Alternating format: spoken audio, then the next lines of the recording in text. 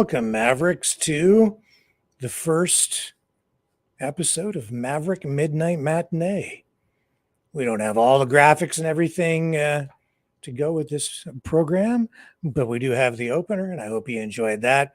We're supposed to have a special guest join us tonight, but I think he's having some trouble logging into the studio. But don't despair, even if technical problems keep him away tonight. We do have Dragon waiting in the wings. He's going to join us and provide a little backup. Going to ride shotgun here on the debut episode of Maverick MidKnight Matinee, where tonight we will run the old Max Fleisher Superman cartoons, and in between each of the episodes in the Fleisher Superman series, we'll have a conversation about the impact that those cartoons have had on society, on art, on culture, and we'll look at where Superman has gone, and we'll discuss whether the current state of Superman is a reflection of society today or whether society is having an influence on Superman. So stay with me, and we'll be right back after this. He's a fighter.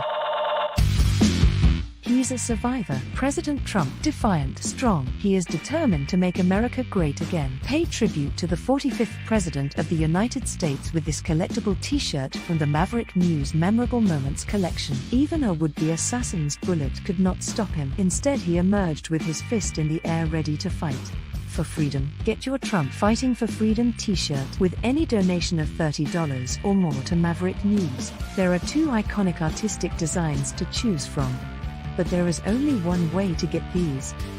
Donate at freedomreporters.com. Support free speech, free media. Support Maverick News. Call 1-866-248-1490 or order online at supergeeks.tv.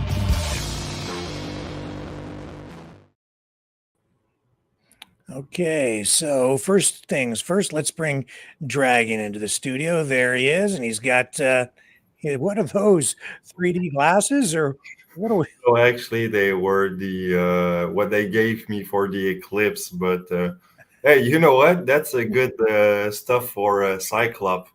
Remember the good old X-Men guy, Cyclops? Yes. Always needed those red ruby. You know what? I don't need those for tonight. Let's bring the real one. Well, it looks like our guest is in the back room, but I don't see his camera connected yet. So he might be having some camera issues, but at least he's in the studio. There he is. I see him. He's back there somewhere.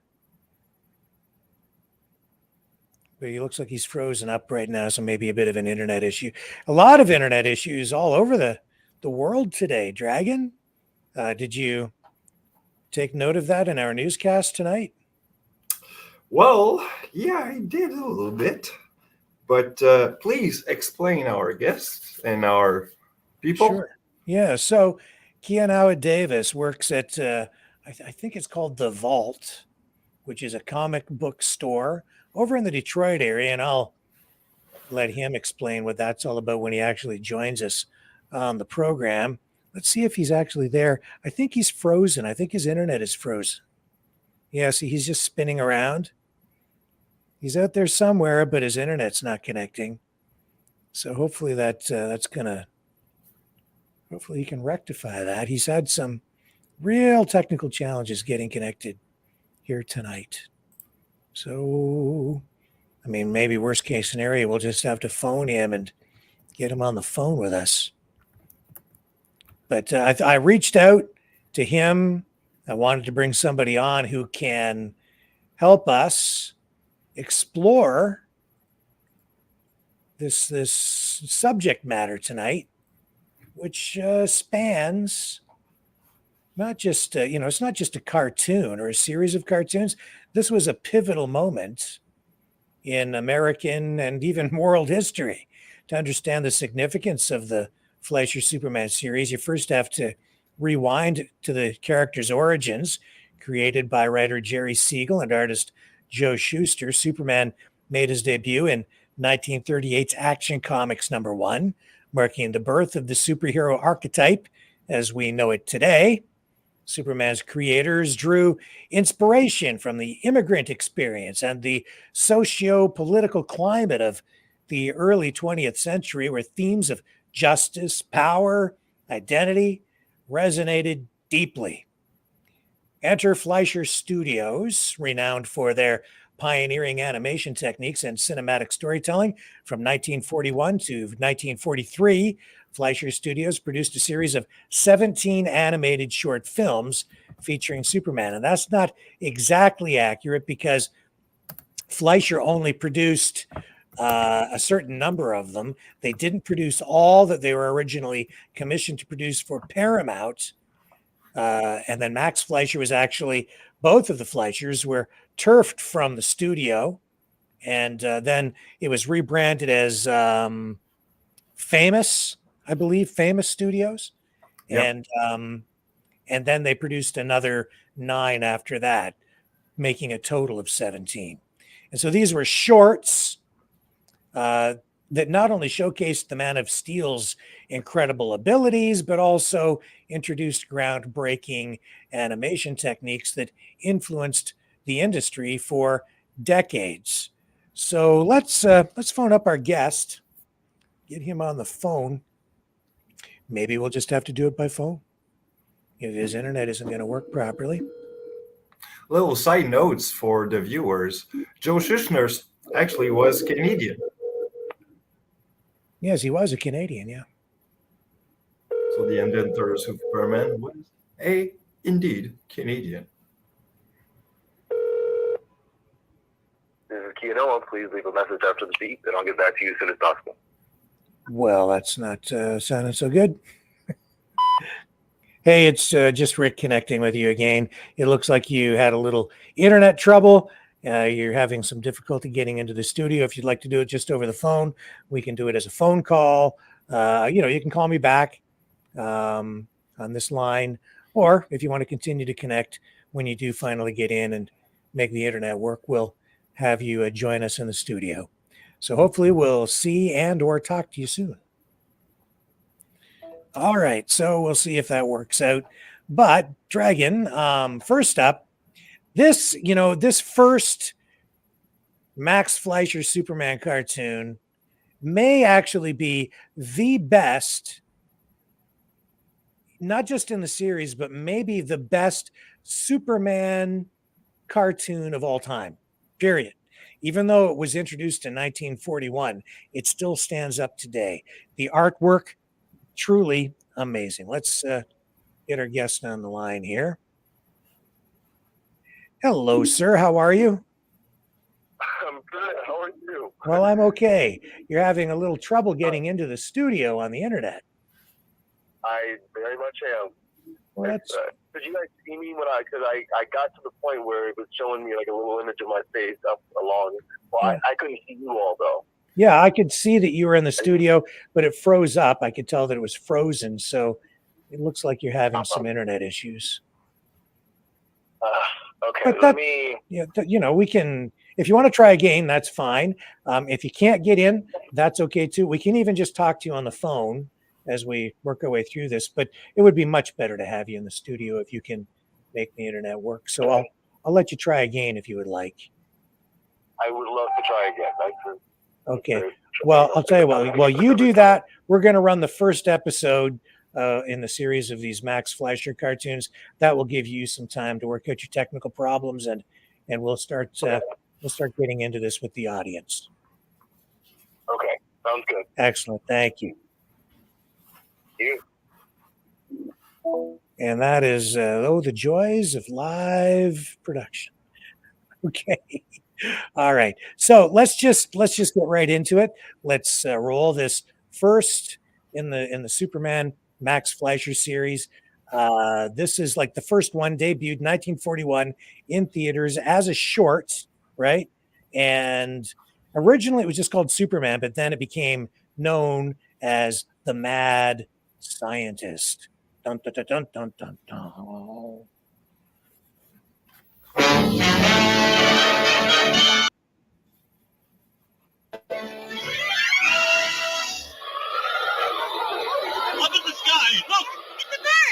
plane! It's Superman!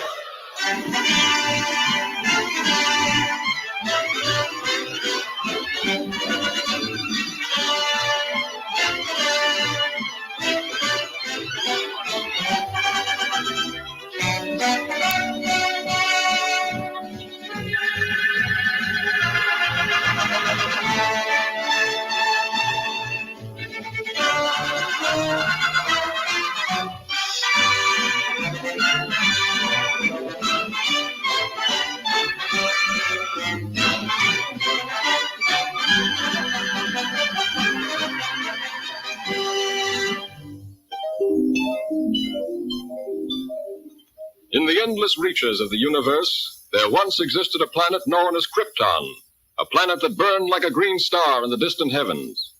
There, civilization was far advanced, and it brought forth a race of supermen, whose mental and physical powers were developed to the absolute peak of human perfection. But there came a day when giant quakes threatened to destroy Krypton forever. One of the planet's leading scientists, sensing the approach of doom, placed his infant son in a small rocket ship and sent it hurtling in the direction of the Earth just as Krypton exploded.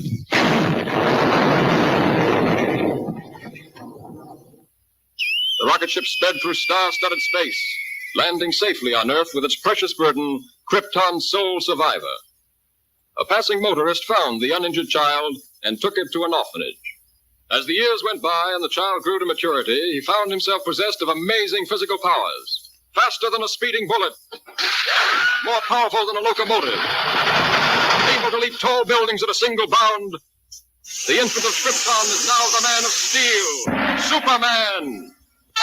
To best be in a position to use his amazing powers in a never-ending battle for truth and justice, Superman has assumed the disguise of Clark Kent, mild-mannered reporter for a great metropolitan newspaper.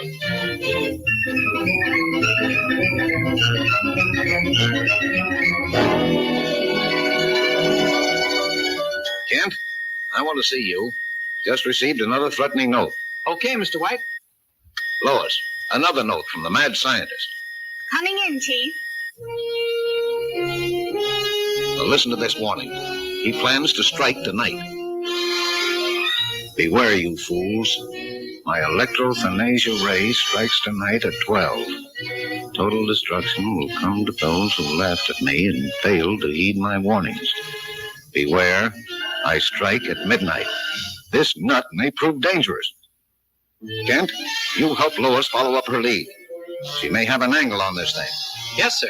But, Chief, I'd like the chance to crack the story on my own. Feminist. No. Thanks, Chief.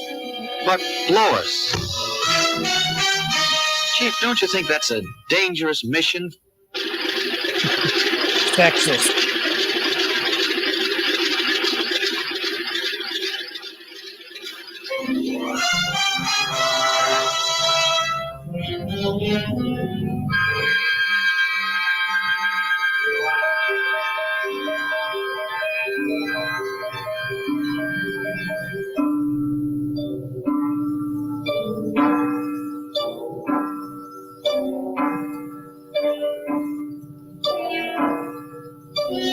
The hour has come.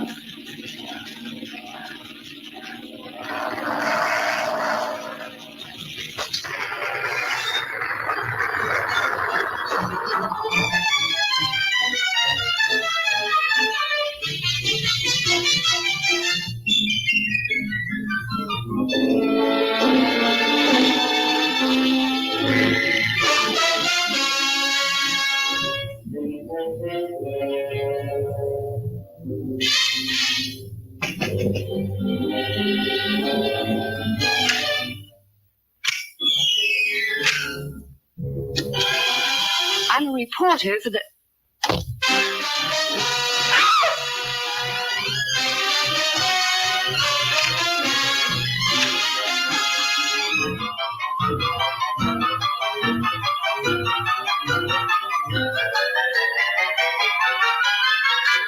So, you want the story? I'll give you the greatest story of destruction the world has ever known.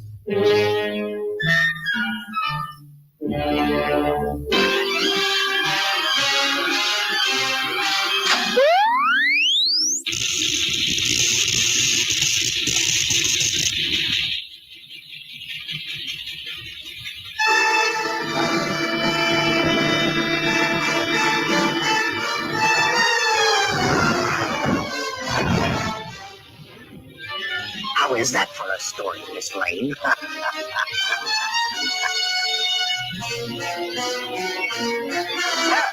True to his threat, the mad Zionist, whose warnings had held the city in a grip of terror, went on his rampage of destruction on the stroke of midnight. The deadly impact of his mysterious ray smashed the famous Tower Bridge, hurling cars and pedestrians into the river below. The police have warned everyone to remain in their homes. This looks like a job for Superman. Aha.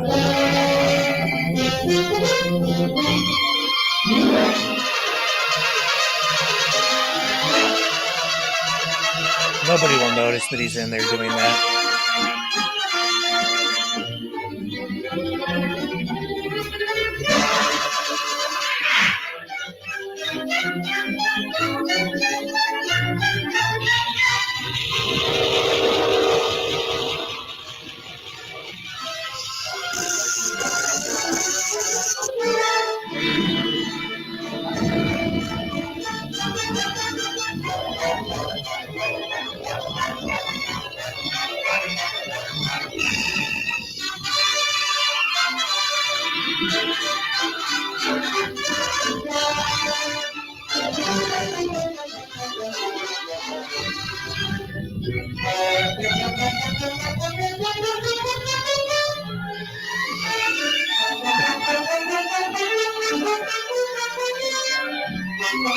That building's got real flex to it.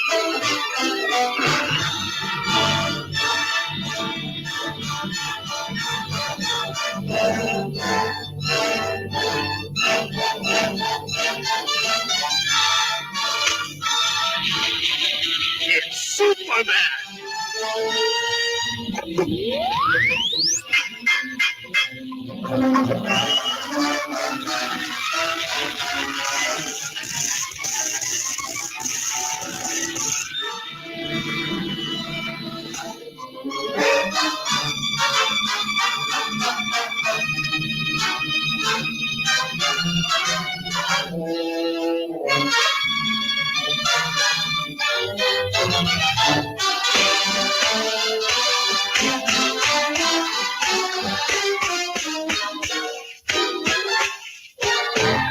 I don't believe it. He isn't human.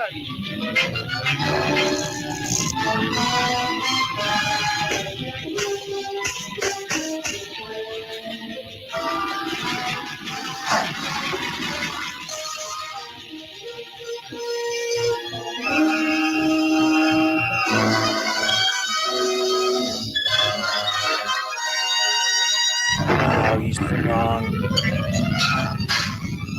Uh-oh.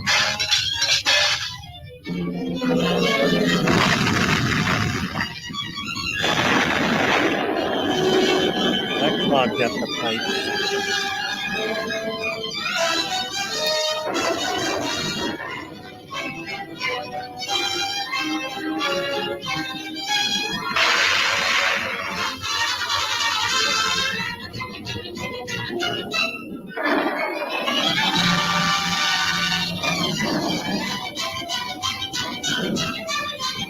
Can I bring you in there, Dragon? And there's our guest, look, Yanawa.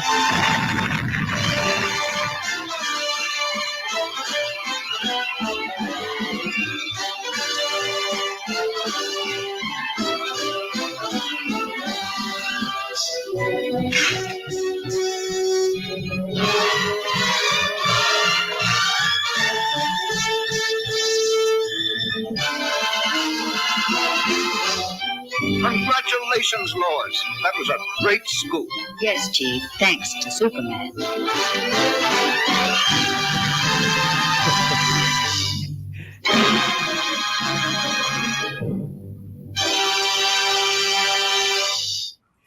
Hey, welcome, Kianawa. Hey, how you doing? Doing Excellent. good. How are you? Thank you, sir. Fantastic. And I guess you guys need to get to know each other. Dragon, Ian. Yeah, how you doing, Dragon? Doing great. How you doing, Kenny? I'm good. I'm glad I was finally able to get on. Yeah, we're happy to have you here too. So first of all, introduce yourself to our audience in this debut episode of Maverick MidKnight Matinee. You're from the Detroit area and you work at a comic shop. Yeah, I am from Detroit, Michigan. Everyone come to Detroit if you haven't. Detroit's great. I love my city. And yeah, I work at Vault of Midnight Detroit. It's the premier comic book destination in the Detroit area. We're the only one in the city proper, and we're pretty great. Got a great love for all comics, indie, Marvel, DC, Golden Age, Silver Age, the whole shebang. So, Right. yeah, that's my whole deal. And I love Superman. Yeah, and we're so excited to have you here tonight to help us have this discussion about Superman and the politics and the culture and the artistic influences that these old Fleisher cartoons have had. Gorgeous. Just tell us what you know about these cartoons and how you were first introduced to them, what they mean to you. So, my first introduction to superheroes in general was actually through Batman. It was through Batman the Animated Series. I was born in '94, so Batman the Animated Series was on a constant repeat. All of the reruns and everything were always playing for me, and that got me into not just comic books but stories in general and everything. And obviously, we all know that Batman the Animated Series is absolutely gorgeous. I love that they take influence from like the 30s and 40s eras, and all that. I love the art and all of it. And then that brought me over to Superman and the old Fleischer cartoons. My mom actually got me a VHS of the old Fleischer cartoons. Right. And they, at the time, just blew my mind. Superman, he's the man. And I really, the art style that they were doing back then, it just hasn't been replicated since. And yeah, it's all it's Art Deco is what it is. It is, yeah, just absolutely gorgeous stuff. Yeah, and, and the artwork back then, all done with animation cells, no computers in that time. And yet, how is it, do you think, that these cartoons, in terms of the animation, the style, the artwork, how are they able to stand up even today against what is produced now? Well, I don't want to diss anyone who's in the animation industry and everything like that. I know it's tough work and they're doing a lot. But they were really getting down to business back then. They were grinding it out. They didn't have any shortcuts, so it had to be beautiful. Every cell that was just absolutely immaculate.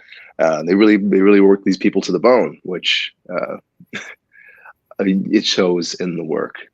And I think that's the big difference. It's also it's more than just like the art itself. It's like the style of storytelling is just, it's timeless. Like the stories that they were telling of Superman resonate forever.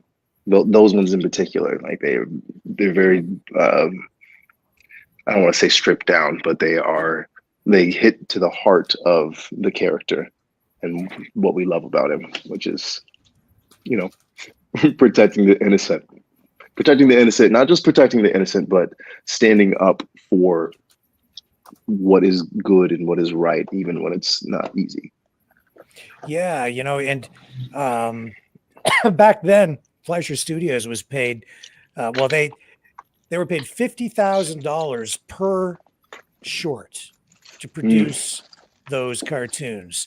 I don't know what that would be worth in today's dollars, but that was about double the going rate to produce a cartoon of that length at that time. And as I understand it, the guys running Fleischer Studios, Max in particular, didn't want to do them because he didn't feel he had time. So they asked for $100,000, but then Paramount came back and offered them half that, 50, which was double the going rate. So they ended up paying them.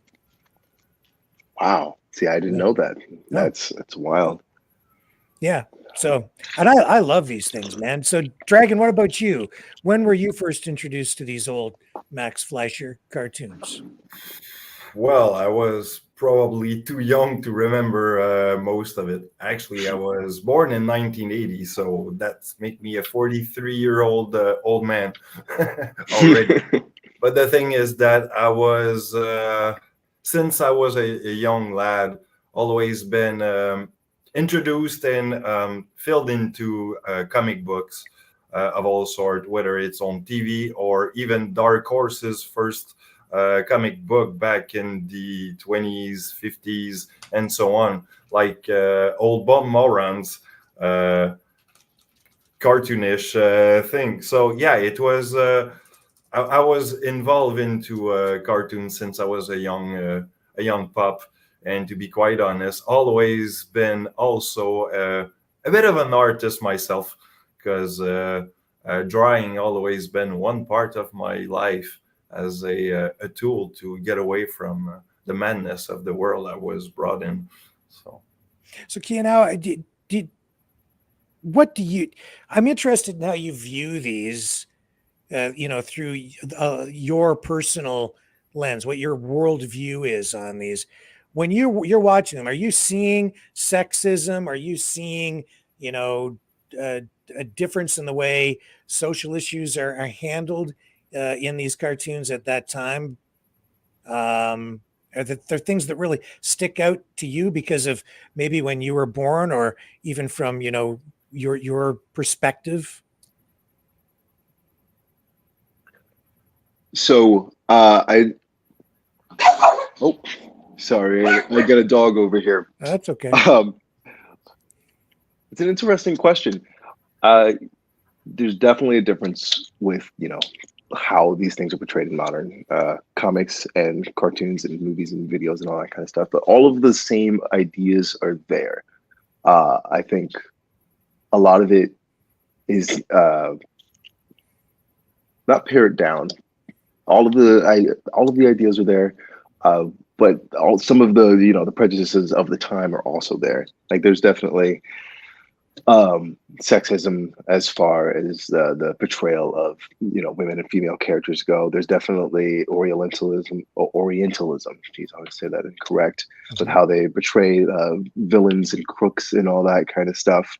But the heart of the character is still there, and he's growing along with us as well. I was going to say as a nation. I know that you folks are actually technically out in Canada and everything, but they grew with us in the cultural osmosis and the zeitgeist and everything.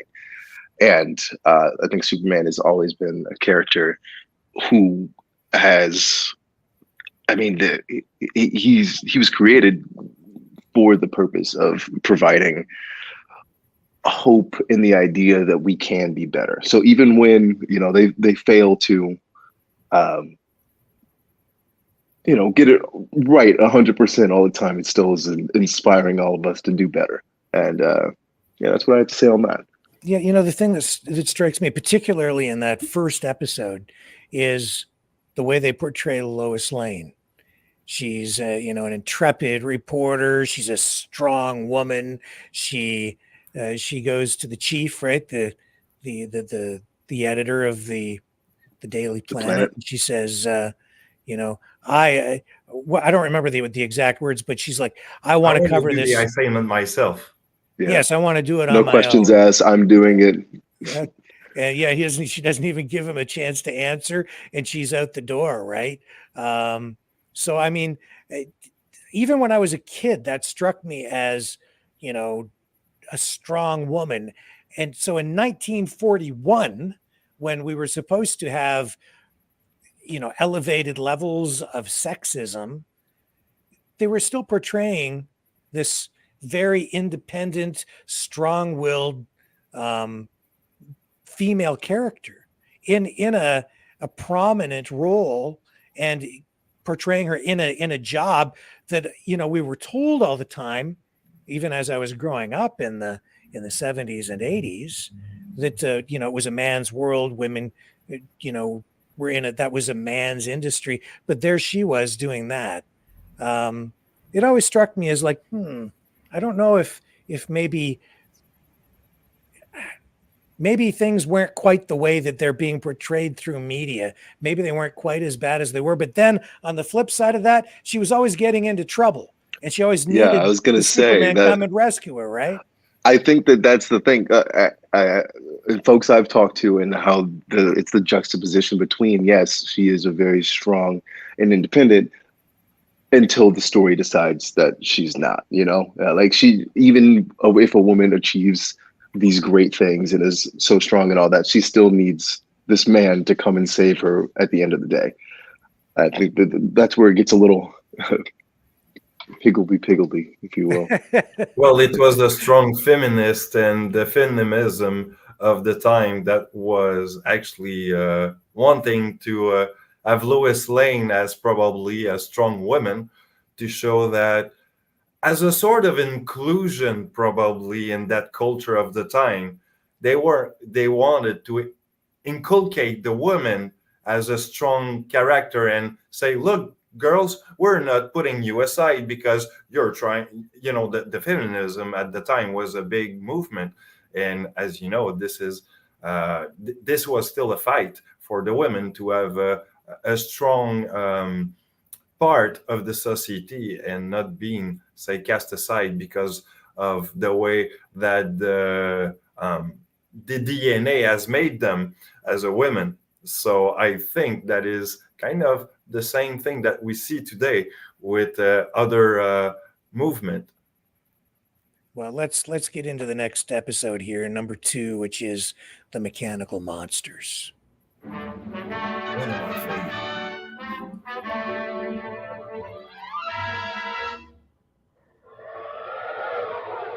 Up in the sky, look! It's a bird! It's a plane! It's Superman! And this is still got to be the greatest opener for any cartoon ever. And it's so tightly written, It's pretty great. I'll give you that. I still, I'm a sucker for Batman the Animated Series opening, so it's tough competition. Maybe I'm just old. People like the things that they grew up with, right? No, Not that exactly. I was alive in 1941. Not right. Batman Beyond was one of my favorite cartoons. Which was that? I'm sorry. Batman Beyond. Oh yeah, and that also had a great opening. Fantastic. Able to leap tall buildings at a single bound. This amazing stranger from the planet Krypton. Let's see, he didn't actually fly originally. He could only leap. Superman. Yeah. Powered with X-ray vision, possessing They changed that later. strength, Superman fights a never. I think that they actually changed that in one of the radio serials, right? As a mild-mannered newspaper reporter, I don't know. Clark Kent. The radio series are really interesting. Yeah. It's very cool stuff to look into. I think he started to fly around 45, if my memory is correct. Very cool.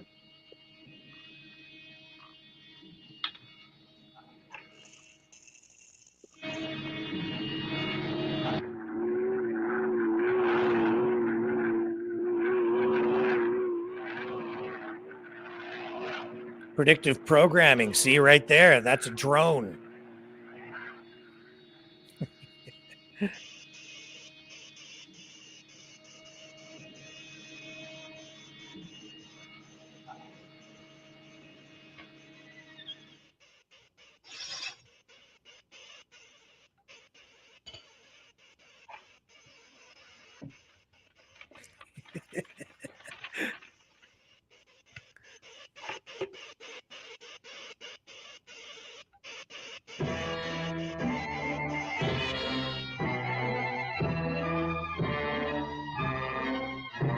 That must be one of Bill Gates' plans. Elon Musk. Oh, jeez. Real life Lex Luthor.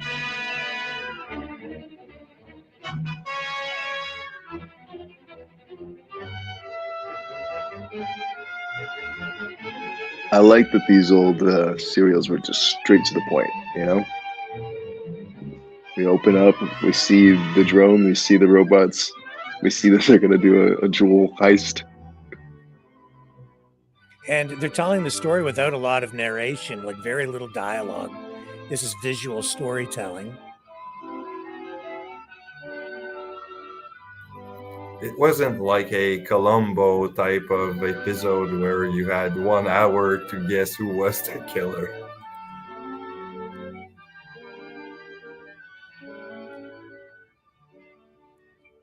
Lois, what are you doing here? Oh, just getting the woman's angle on this story.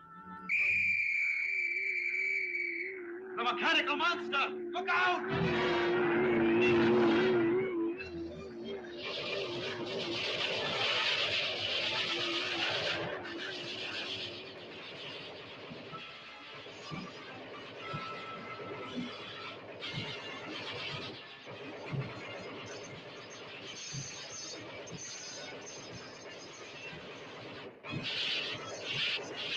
At a certain point, you'd think that they would stop shooting at it.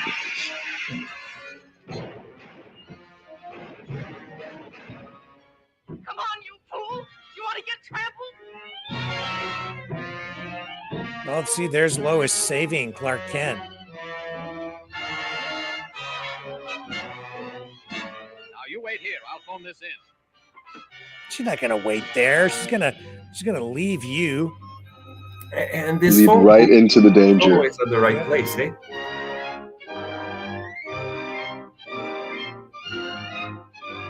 What? It's like, what are you doing? I'm gonna jump in. I'll give you the details later, Chief. All right, Lois. Lois!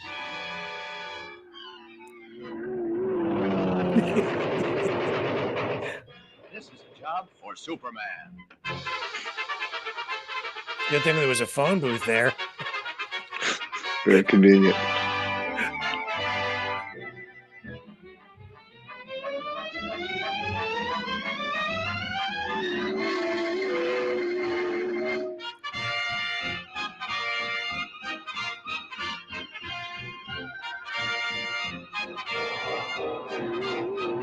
Very interesting how they animate the X-ray vision in this.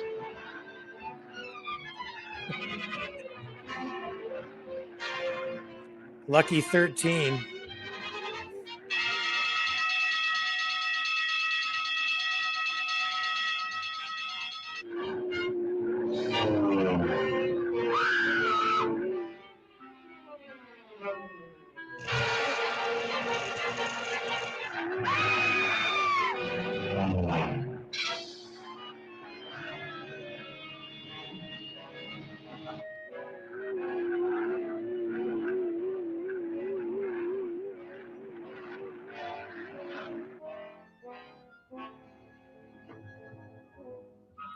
What a story this is going to make. The jewels. What have you done with the jewels? You'll read about it in tomorrow's paper. Are you going to tell me what happened to those jewels?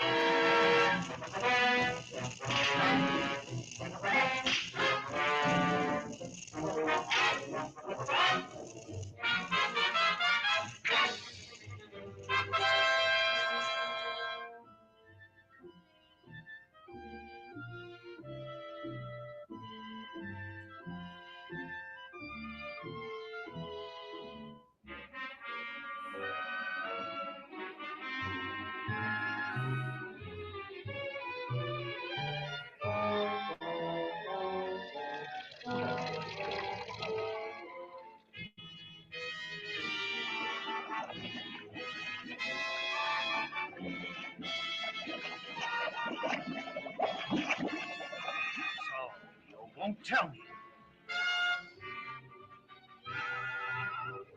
You'll soon change your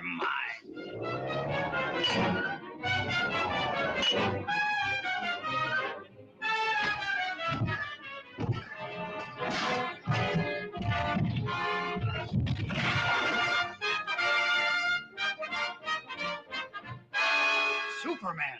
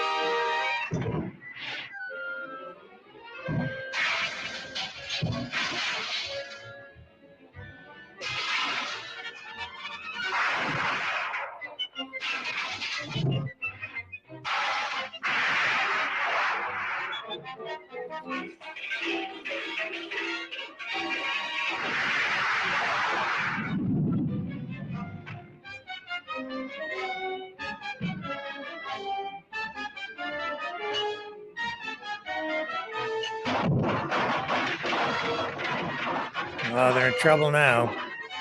Take one more step and she's doomed.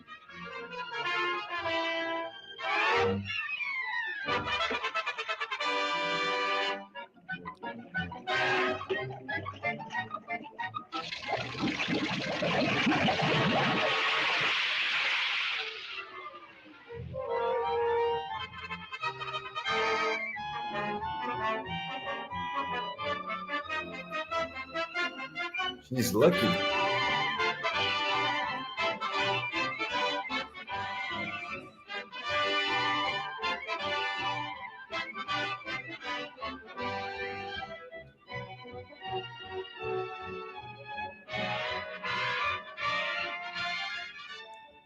That's a wonderful story, Lois. Thanks, Clark, but I owe it all to Superman.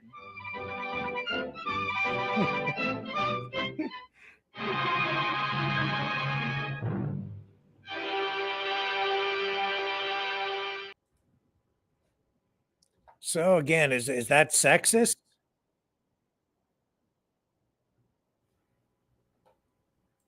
What's your opinion, Well, Dragon? Wasn't sexist, but she sure showed a lot of strength there till the moment she get trapped into that robot number 13, which I don't know if there's, I mean, it's number 13. Is there any symbolism behind this number? Yeah, that I'm not sure about. I would think there must be something significant about the number 13. That's why I immediately picked up on it. I've noticed that in the past watching that as well. You know, I just, but I'm not sure. I've never seen any, you know, anything I've ever read about these cartoons. I've never seen any specific reference to that. No, me neither. But it's interesting to think about those ideology.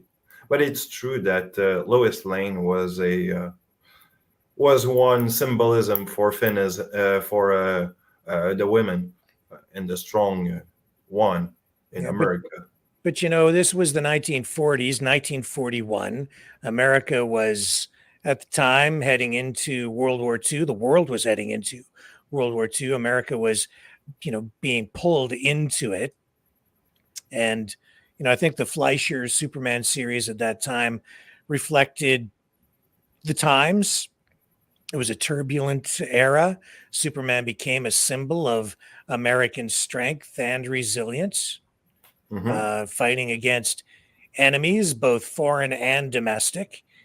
These cartoons featured themes of patriotism, justice, the triumph of good over evil, all of this aligning with the wartime propaganda effort at the time, especially when they shifted from Fleischer Studios to Famous Studios at that time. Then these cartoons, the second portion, the last 9 of them, really embraced, or I guess addressed, the effort, the wartime effort to produce really propaganda films. But this is now the third in the series. Just before you go with that third episode, I just want to make a little statement here. Before the Second World War, okay, the comic industry, and mostly DC and Superman at the time, was as such a symbolism for the American dream, if you will, that it did help for after the economic crash of 1929. So this was actually giving a lot of hope to the world as how you can probably provide after those time. and this is why you had this also being a pretty strong symbolism still while and after World War II. Yes, well, the Depression was over at that time, so Superman created, at the tail end of the Depression era in the dirty 30s, and then these cartoons coming online as a series of shorts in 1941. Yes, so I think that you're right, because these were debuting at a time when America was out of the Depression, heading into a new era. And yet it was still an era of sacrifice because of World War II and the war effort that everybody at that time was getting behind. And I think at that time it was easier for the government to unify people behind a common cause like that, maybe because they were able to control media more. Yeah, but I think that in the 30s, what happened is that after the Depression, or while the Depression was still ongoing at that time, comic book was a way for the American economic to grow back from that Depression. And this is one way that the American economic growth expand beyond that that economic crash that they have experienced. Yeah. So. Okay, let's move on to $1 Billion Limited, 1942. Up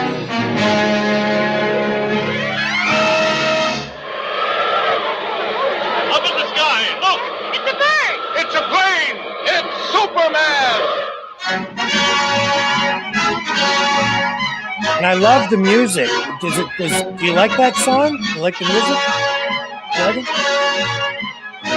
Reminds me some old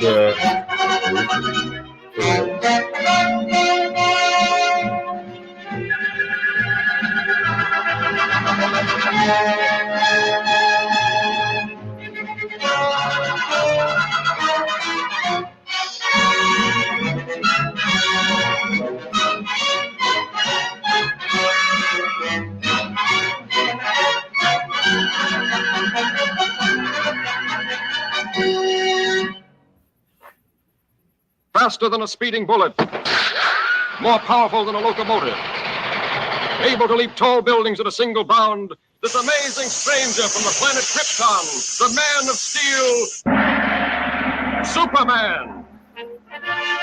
Possessing remarkable physical strength, Superman fights a never-ending battle for truth and justice, disguised as a mild-mannered newspaper reporter, Clark Kent.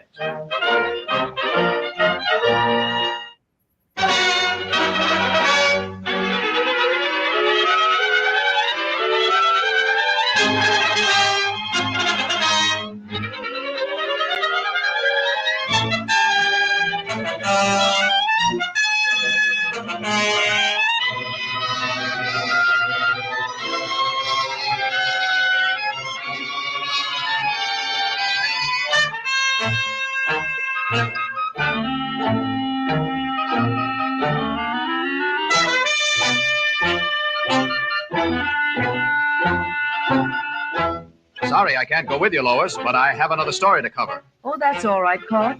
I'll see you in the office. Don't need you anyway.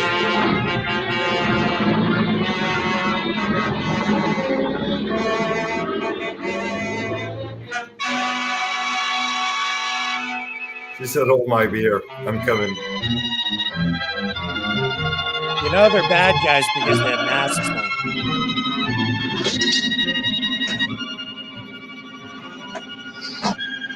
The color, the technology of the car make me think of the Phantom.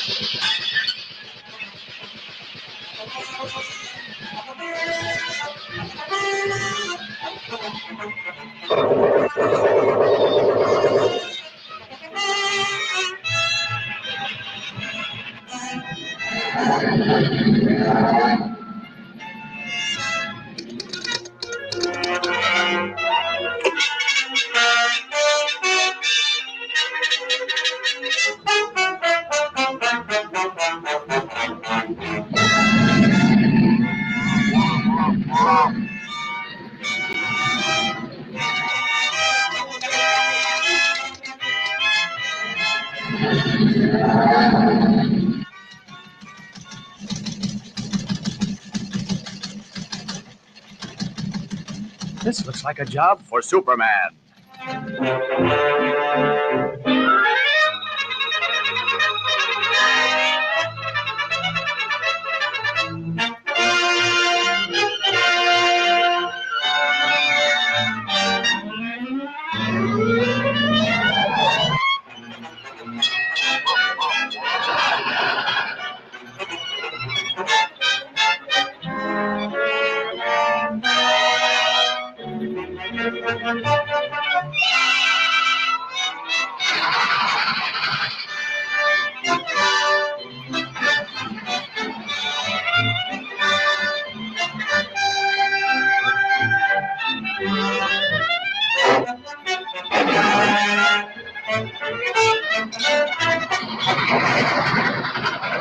Superman.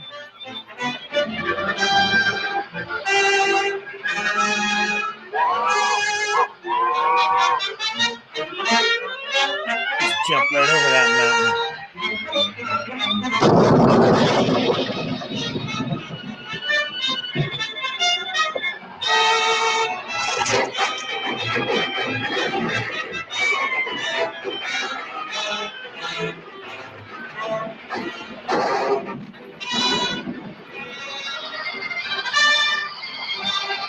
You saved the day.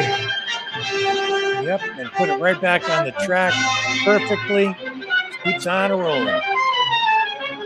You like the style of the cars from back then, Dragon?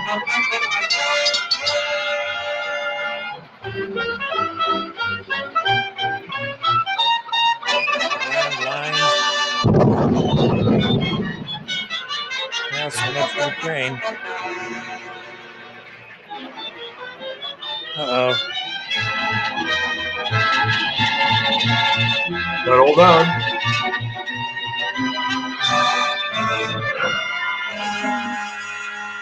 Almost hurt his bag while doing this.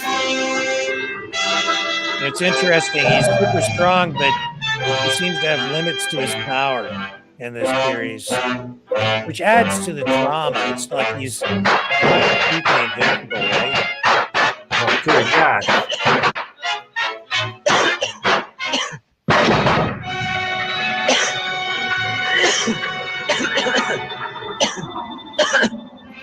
This is why later he had that super breath.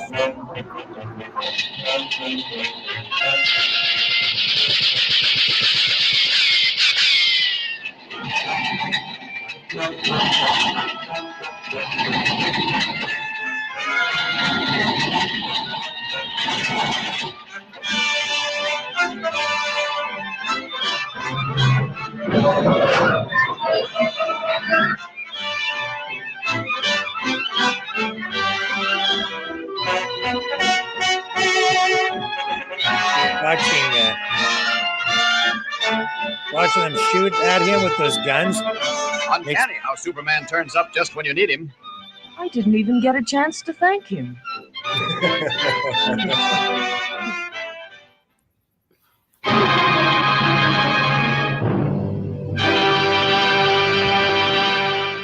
It's funny, watching them shoot at him with those machine guns. It reminds me of the 1950s Superman serials with George Reeves, where they'd shoot at him with like a pistol and it wouldn't hurt him. So then the bad guy would just take the pistol and just throw it at him. Like that was going to do any good. But then he'd duck, right? He's not afraid of the bullet, but when he throws the gun, he ducks. Funny. I remember, yeah. Little fact that I've uncovered while we were listening to this one. Did you know that the Lois Lane, the way she was portrayed in the cartoon, was so beautifully portrayed, but actually inspired by the lady of the artist. She was actually how you call that, a role model. I don't remember the name, but she was a role model, and this is why she was inspired to be so beautiful and strong. Also, Didn't know that. mm-hmm. Yeah. Well, we'll know every day. Well, what else do we have? You're into comic books, right? That's why you when we spoke on the phone, you're like, I have to come on and join you tonight. Well, I'm a comic book collectioner avid. I used to have a lot of comic book at home, mostly Marvels. But I do know a little bit about my detective comics, or as people knows, DC. So yeah. Yeah. So these Superman cartoons from Fleisher Studios, they had a real impact on society. But the series extended really beyond entertainment, because this character provided a moral compass at the time, a dedication to truth and justice. And I think that back then, that resonated with the public. It offered a, beacon of hope during a time of war, not unlike what we're going through right now. Well, both artists were Jewish, so in a way, I think they were kind of raising themselves against racism of their time. Well, certainly at that time, the studios attracted Hollywood was created really by Jewish people, and they were all in on producing material to support the war effort, and that's reflected, as I say, really in the later episodes in this series. Let's continue now. This is The Arctic Giant, also 1942. Up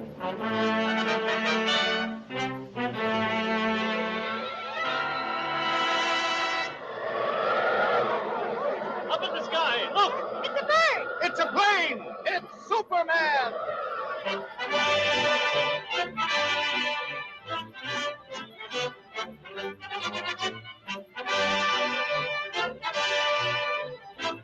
In Technicolor, new technology.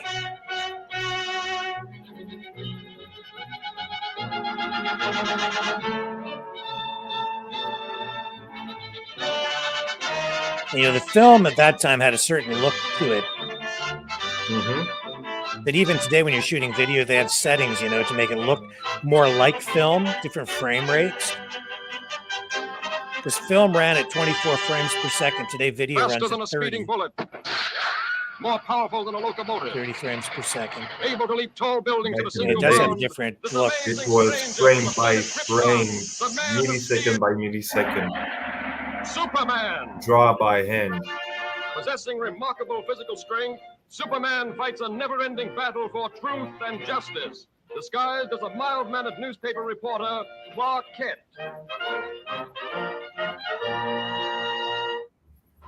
Penetrating deep into the frozen wastes of the great Arctic plains, an archaeological expedition searching for prehistoric fossils makes an amazing discovery. A huge monster, as lifelike in appearance as when it roamed the earth millions of years ago in the Mesozoic age, is found frozen in the ice in a state of perfect preservation.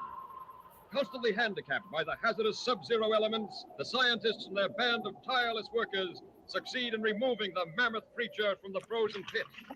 The ice-encased monster is loaded into the hold of a huge freighter equipped with a special refrigeration plant and brought to this country. Here, in a specially constructed wing of the Museum of Natural Science, this awe-inspiring creature is displayed to the public for the first time.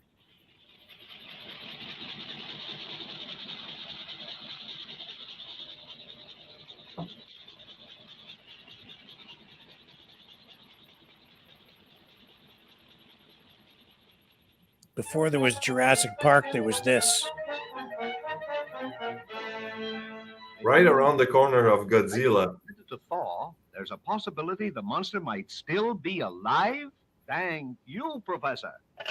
Yes, Chief. Lois, there's a new angle on that frozen monster story. Get over to the museum and see what's doing. They've got him in a special refrigerator. Okay, Chief.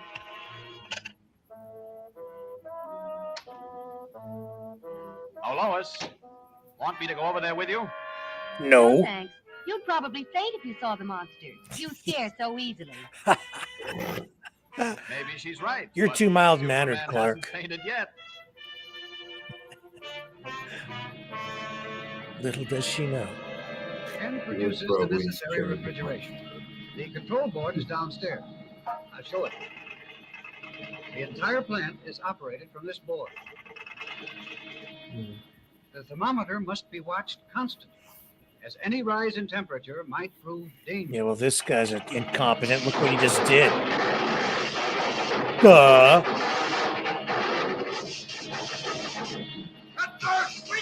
All it takes is the presence of a pretty girl, and Boy, what a story. yes. The guy just couldn't pay attention. She got so distracted looking at Lois that he destroyed the machine.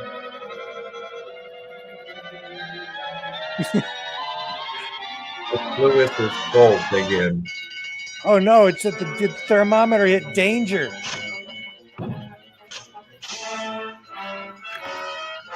Outside, everybody. Step lively, please. Use the nearest exit. If it was still alive, wouldn't it be kind of cruel to keep it frozen? That's animal cruelty, right? Where's PETA? Police headquarters. At this rate, I would call Moltra. Send the riot squad. We're in trouble.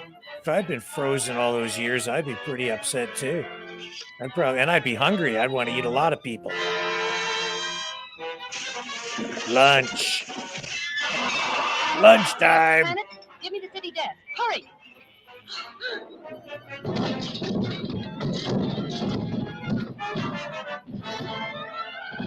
And you're right, this is before Godzilla. Godzilla was a creation after World War II and was a metaphor for America as a nuclear power. Godzilla created by Japanese studio. But this is before all of that. Mm-hmm. So, is there an inspiration from, Japan? Attention, all cars. Proceed Take to that the monster. at once. It's run amok. Lois is in the museum. Better get over there, Ken. Right. This looks like a job for Superman.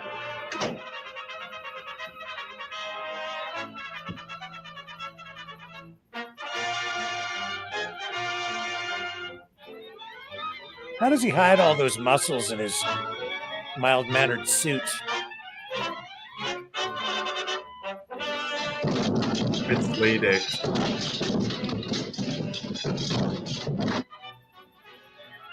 Lois. Superman.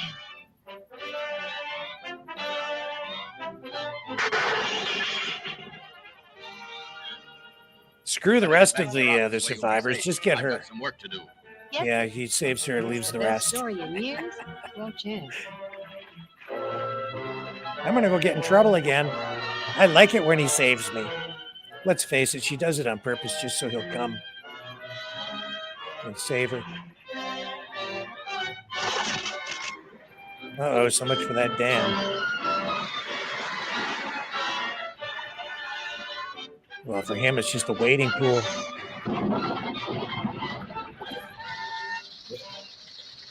Right in the shape of the hole. Why are they shooting water cannon? What are the firefighters gonna? How's that supposed to stop him?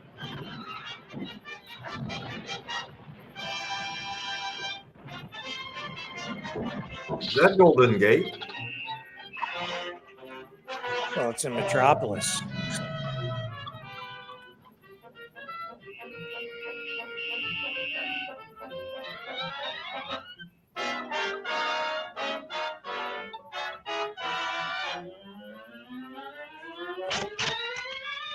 Whoa, that's a pretty nifty trick. Oops. Oh, dessert. Jeez. Lois. Get out of there, you crazy girl. Now this time, stay put. That's right. Lord, and thanks.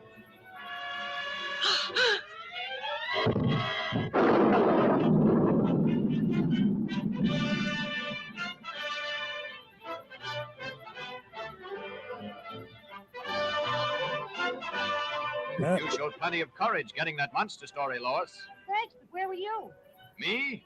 Oh, I must have fainted. I must have fainted. As she does her makeup. Yeah, well, at this point, poor Clark Kent, he wasn't the best man. He fainted. Oh man, that's too funny. Too funny that monster was running amok.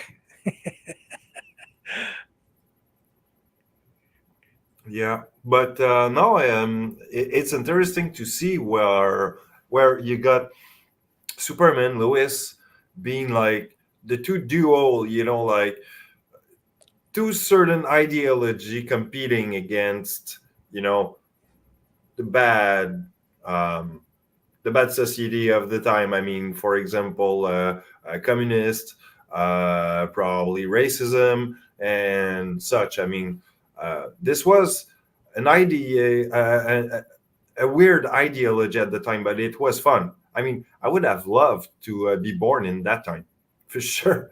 It was some interesting time. Why would you want to be born in the 1940s? I don't know. Some things tell me that things would have not be the same for sure. But this no, was, a nice time. 1940s. This was World War II. Why would you? I know want to it be was alive harsh times, but would have been learning more than what I've learned all my life than just being in front of a computer. Probably because at the time you were working hard to do whatever you wanted to do, or I mean, people were just part of the whole system, if you will. Well, at that time there was the struggle, which I think is being repeated sort of right now, a struggle between communism, fascism, and some people interpret Superman as a socialist or communist figure, and there are a number of reasons for that. The interpretations are not universally accepted. I personally don't view Superman as a socialist or communist, but opinions do vary, and perspectives on this, are vary from person to person. But Superman was created, as we mentioned earlier, by Jerry Siegel and Joe Shuster in the 1930s, during a time of economic despair, really, for America. And the character embodies strong moral values of justice, equality, helping the downtrodden. I think that's why some people view him as a socialist, or even some people would say a communist. His early stories often depicting him fighting for social justice, right? And long before we had social justice warriors, he was defending the oppressed, standing up against corrupt businessmen and politicians.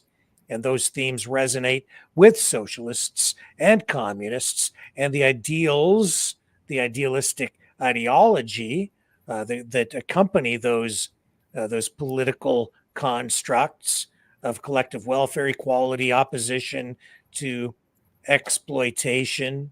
And some of the storylines in Superman comics, in particular in the comics, have critiqued capitalism and excesses.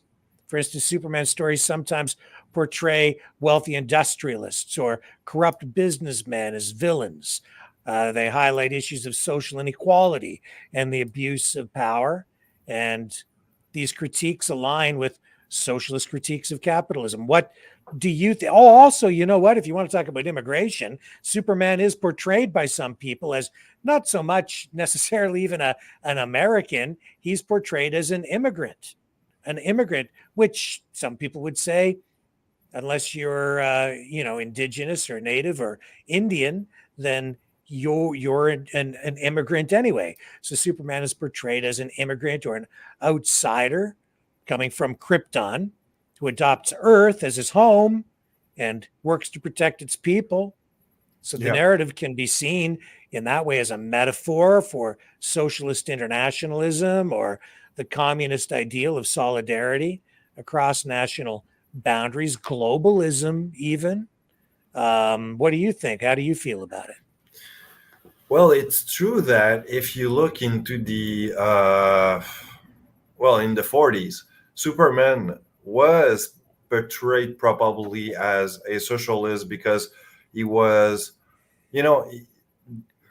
one of the message that he was bringing is like, look, I'm an alien from another planet. You guys had accepted me as one of yours.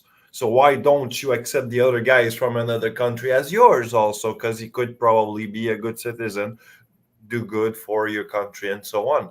So I think it was one of the message that was portrayed probably to be a social communist, probably type of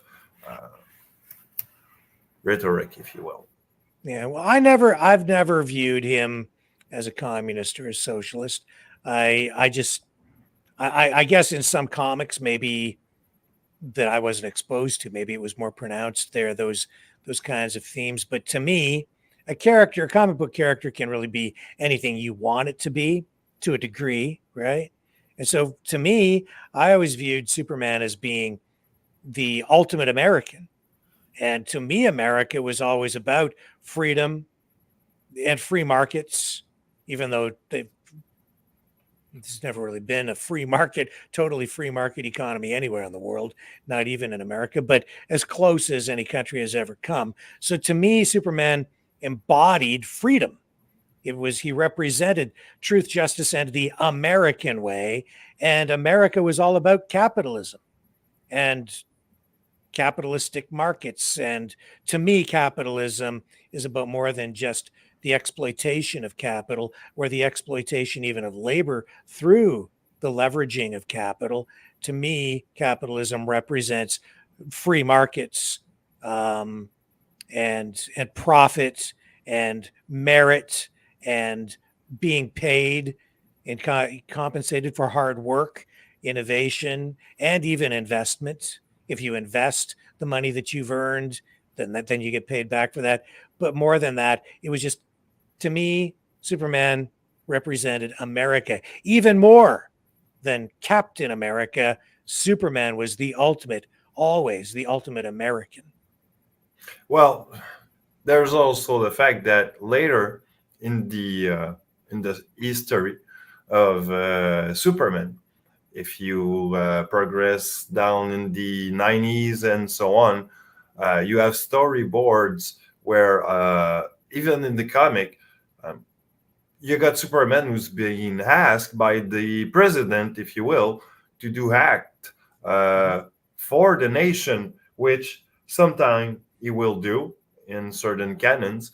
Later, he will not. For example, if you look at one of the latest teleseries on the, I don't remember which channel, but the latest TV series of Superman, actually is refusing to do anything for the US government because it would be probably viewed as something wrong. So he has, as he would say, he has no affiliation toward any countries.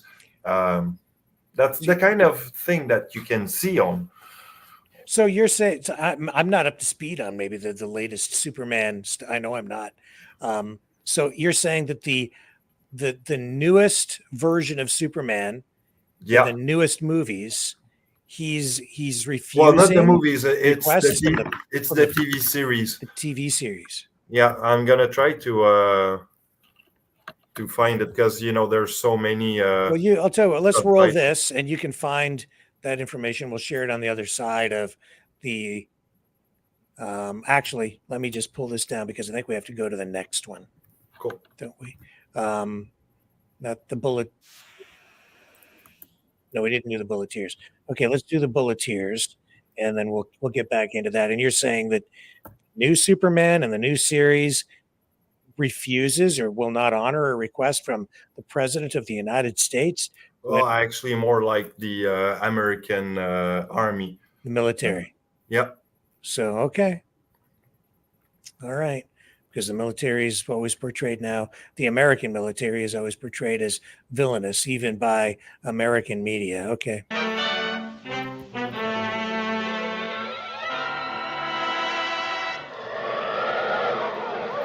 in the sky, look! It's a bird! It's a plane! It's Superman!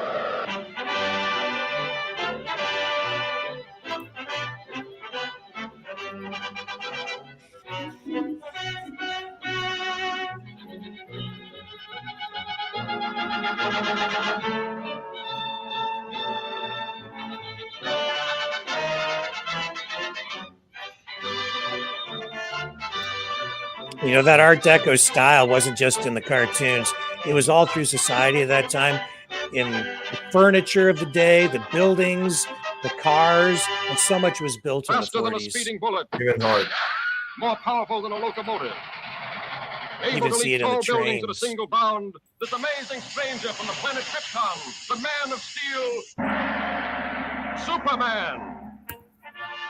Possessing remarkable physical strength, Superman fights a never-ending battle for truth and justice, disguised as a mild-mannered newspaper reporter, Clark Kent. We've lost our special guest, I guess.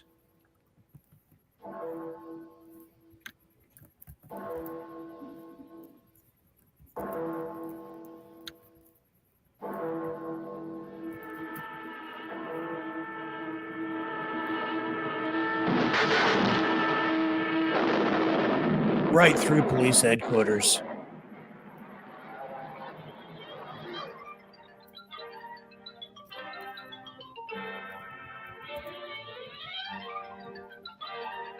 Bullet car destroys police headquarters.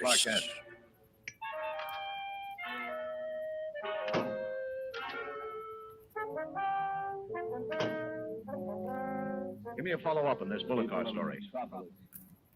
Attention. The destruction of your police station today was only a small demonstration of our power. Unless your mayor turns over the entire funds of the city treasury, power plants, firehouses, and all municipal buildings will be next. Take heed. This is your last warning.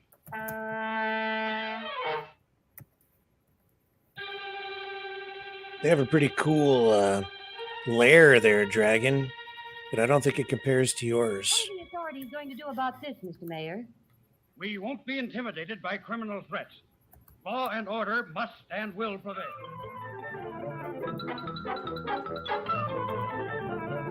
If it was a Democrat-run city, they'd say it's the summer of love. Right.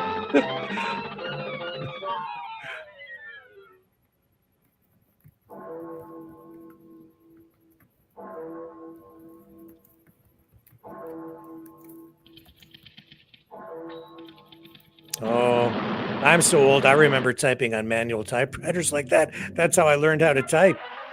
Do you believe that? Mm-hmm. You're supposed to say, no, Rick, you're not that old. Yes, I am. Manual typewriters. You're gonna be crazy to go inside those bullets. That's one heck of an aerodynamic car, isn't it? A flying car.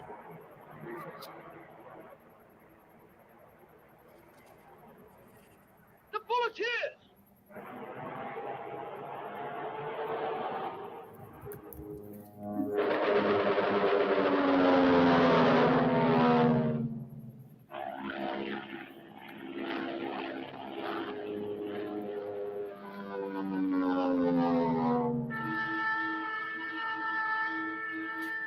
They already had laser missile.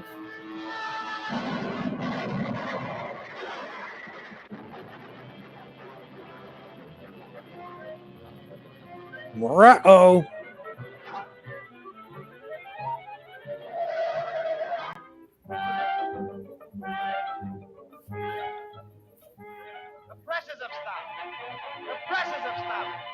Oh, no.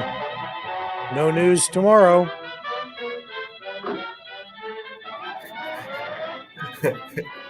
Too slow. This looks like a job for Superman. Oh, it's a good thing there's a phone booth there. Again, always a phone booth at the right moment. Do I detect a bit of a formula here in the storytelling? This is at this point where Superman was probably making was sponsored by Kellogg, I think. He was sponsored by Kellogg's? Yeah.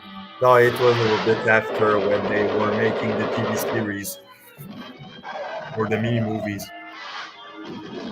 But it was. So not during the 1940s. He was A little bit after, if my memory is correct. Yeah. Some deal with Superman later.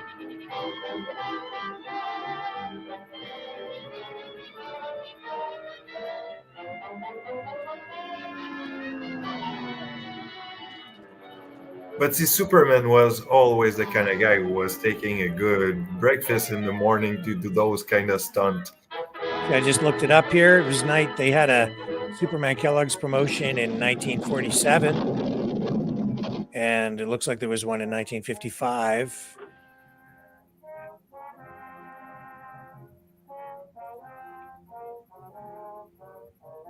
It wasn't far away. Oh, see, that was because of the TV series.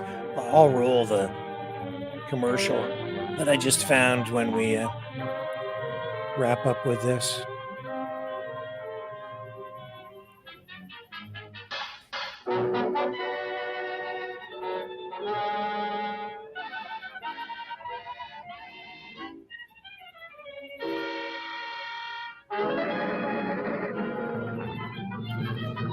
Oh man, she almost got cut in half.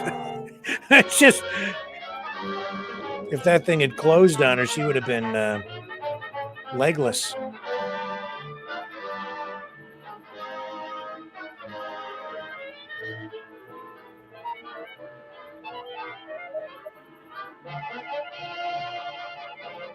Use a bit of inertia here to blow him away. Just peels it back like he's a human can opener, except he's not human. He's a Kryptonian.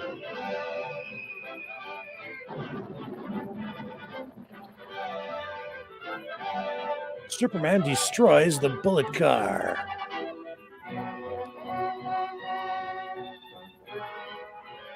Nice going, Lois. Another great scoop for you. It was easy. Thanks to Superman. Thanks to Superman. But not you, Clark. You're too mild-mannered. You stood at the start when I went in the car and we're too slow to get in the car. Remember? Sorry, what was that? Clark, at the first moment. Oh, yeah. He stood there and couldn't get in the car because he was too slow. Who's your favorite Superman in the movies? Like a lot of people say Christopher Reeve. What do you think? Good question, actually. Do I have a favorite Superman movie? I couldn't say. I love them all, actually. I like the character. Yeah. And I like the movies are okay. I know the Superman movies were never my favorite thing. I never liked the look or the feel. Batman. I thought the Batman movies were awesome, especially the ones with Michael Keaton. But this was the TV series from the 1950s. George Reeves, I think this is George Reeves, who portrayed Superman in the 1950s, and this is the Kellogg's TV commercial. Let's take a look at this since you mentioned it. We'll just take a gander. The Adventures of Superman, now free in special boxes of Kellogg's Sugar Smacks. Sugar Smacks. Yes, kids, there's a free, exciting 32-page comic book about Superman's adventures in each special Sugar Smacks box. Let's take a look over this boy's shoulder. Duel in space. Wow, I'll bet Wow. that's exciting. Look, here's part of the story. Those machines coming at me from all directions. What are they supposed to do? Great Scott, they do everything. Blinding rays, Great vibration Scott. shock waves, paralyzing gases, and other deadly forces. Uh-huh. Yes, looks like Superman's in trouble.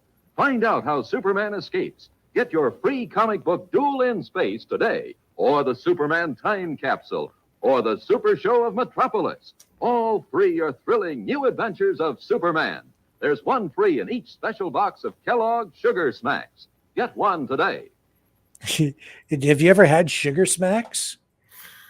No, those are not from my time, I believe. Yeah, I remember the commercials, but I've never had Sugar Smacks. Like, just even the name, it's like it's not even the first just the first ingredient in the breakfast cereal. It's the first word in the name. It's Sugar Smacks. I don't even know what a smack is. But you probably get a heck of a smack. You get a big sugar rush out of it, that's for sure. It'll smack you upside the head. Whenever I remember when I was a kid, if I had too much sugar, you had me on the roof. So, Well, oh, you know what? It's like I don't need Sugar Smacks because I've had Frosted Flakes. I'll tell you, they're putting something in those Frosted Flakes to give them snackability. That's the word they use. They are addictive. I start eating those things now, and I can't stop. The Lay's potato chips, they have nothing on Frosted Flakes. I eat a bowl of those things, and I'm like, I need another bowl, like immediately. And then I can go through 3 bowls of Frosted Flakes in the blink of an eye. What is it in those things that just there's something makes you eat in the more? sugar.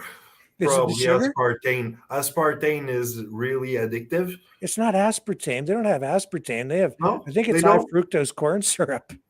Oh, That's there like you high go. test sugar, man. But whatever. But there's something about the taste. It's like, and they seem different to me than I remember. I haven't eaten Frosted Flakes in years, but my wife has been buying them at the grocery store. She brought them home, probably like half a box. Like I finished doing the news program, and after I walk Cosmo, I go upstairs and I just get into those Frosted Flakes, and I can't stop. I have to force myself to stop after about 2 or 3 or 4 bowl 5. Oh man, do you have that? Do you find that, or is it just Yeah, me? I do. And actually, there's something I think, I don't know. Do you take your cereal with milk? Oh, of Of course I course. do. Yeah, but you Okay. could eat these things without milk, no I mean, problem. there's something probably with us aging in a way that when we have milk around, it's a crave because I might not be into the cereal these days. I'm more into ice cream, and I Ice dig cream. into ice cream like no tomorrow. I will tell you that. Well, your figure doesn't show it. You're still very, very lean and mean. But let's watch the magnetic telescope, 1942.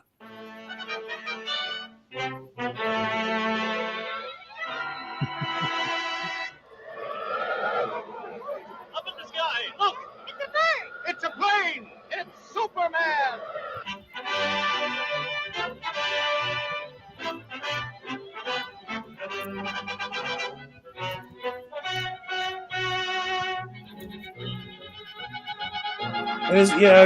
People I think of these as like for kids, but they're for all ages. And man, they still stand up today.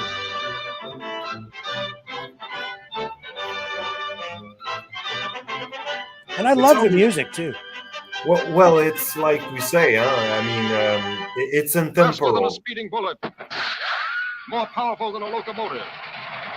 Able to leap tall buildings at a single bound. This amazing stranger from Johnny in the other Decepticons, chat is the saying Man that of Steel, this is like Superman. the same music that they use in Star Wars. Possessing It remarkable is physical sort of strength, similar when you Superman really fights a never-ending battle for truth and justice, disguised as a mild-mannered newspaper reporter, Clark Kent.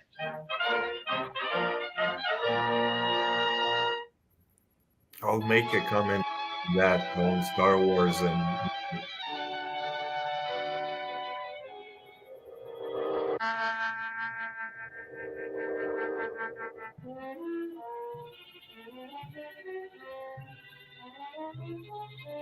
Boy, those are the days when you had giant film cameras like that for news crews. I'm so old too, man. I remember What do you stuff think like of the that. professor's show now? I still think it's pretty dangerous business. Hope nothing goes wrong. Oh, everything's going to go wrong. You can count on it. See, told you. Just a giant magnet just got down a huge, I don't know, what is it? A giant cosmos supernova ball? And I realize, gentlemen, that the safety of the public is of special import to you. Perhaps almost as important to you as my ambitions are to me. But you request that I give up my experiments, experiments which are the culmination of 30 years of dreaming and planning is impossible. Tonight, those dreams will become real. The comet of Falcon will be my toy. Under my control, it will be brought to within a mile of us. Then, Every time I'm looking at this, I'm thinking of Elon Musk. I send it back again into space. As much as everybody's like, Elon's a hero. I don't know. I think he might be an evil scientist. I shall continue my experiment. I warn you, Professor. We're prepared to stop you. And I warn you, sir, any interference may prove disastrous. Stop! No, don't turn it on. You're going to destroy the planet.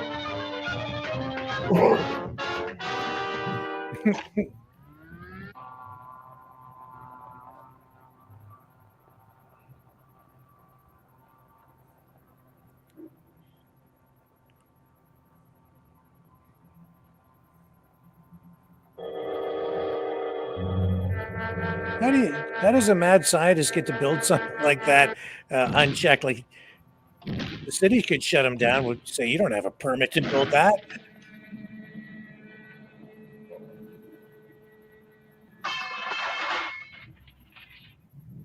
Listen to me, you meddling fools. Do you know that the power... Without that power, weirdly he has one of those German kind of accent. You hear?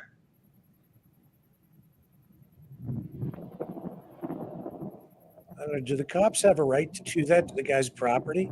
Although he is down a giant nuclear cosmos ball to destroy Earth. Let me out! Let me out! I really screwed up. I'm sorry. Got it now, pal. Yeah, I think Bill Gates. Definitely Bill Gates. This is the aftermath of his experiment to block out the sun with aluminum oxide particles in the atmosphere. Probably to get the sun closer to create some future, how you call that, weather problems. Yeah, this is again predictive programming. Right? And then we got, climate change. We don't need higher taxes to combat climate change. We need Superman. Watch out for those plasma balls. All right? Yes, a moment with it. She just tucked back her hair. She's always getting into trouble. Whoa. That's gotta hurt. Beautiful art, though. That's the indirect. Demo derby. Oh, just took that train and a bridge. Get up, Superman! Save us! Save the planet!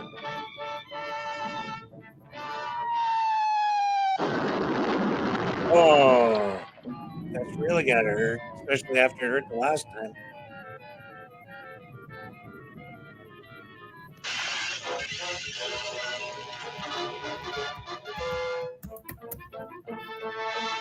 Actually, Fat Loba, she's just a tough cookie. She's not braver than Superman. She's just a tough cookie.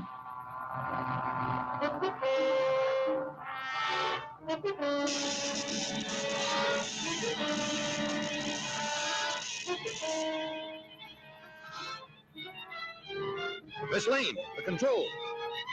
Yeah, put it in reverse. She doesn't know how to drive that thing, Superman. She doesn't have a license.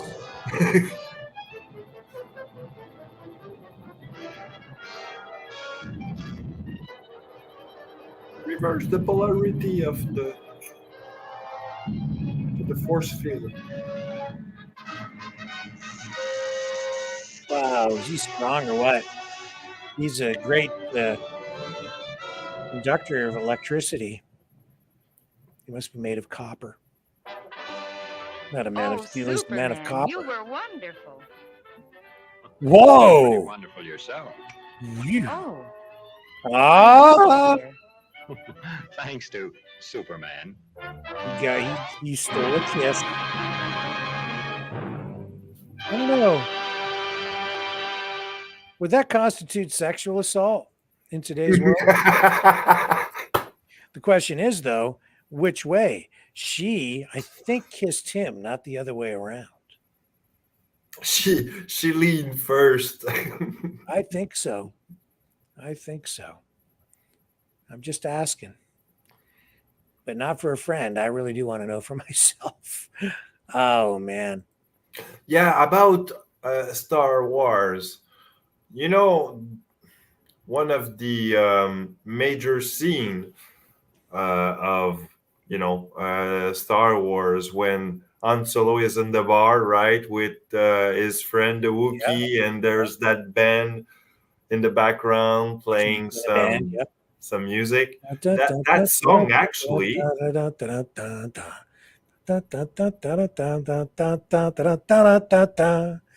That's a 1940 song. That's a 1940 song? Yes, sir. It is a 1940 song that they have took the song back, if you will, but with some sort of it's done in a 1940s style, right? Yeah, well, 1940s or 19. That's like flapper music. That's more like 20s. Charleston. It's a Charleston song. Yeah, that's the 1920s. Different era. You're 20 years too late.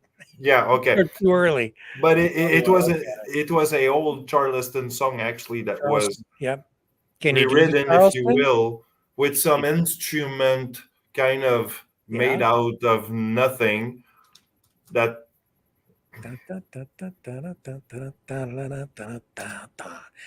is. I hadn't really thought of it, but that's exactly right. You are right. That is like the Charleston from the 1920s. Let's take a look. Do you guys in the chat know what I'm talking about? Do you know what we're talking about here? The Charleston?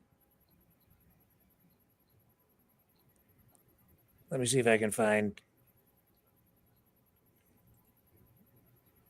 a little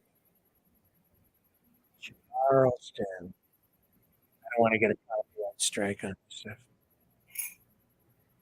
I don't want to get a copyright strike, but let's see what we've got here. The Charleston. Do you know how to do it, Dragon? Can you do the Charleston with your hands on your knees? I'll try. I'm not sure I can, but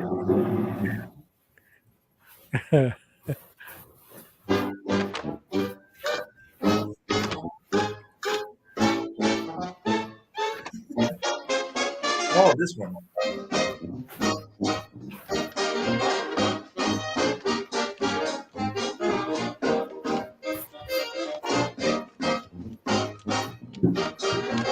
I got to turn the audio down. We're going to get nailed on a copyright thing. I'll wait until we get to the part with the knees. They should do the thing with the knees.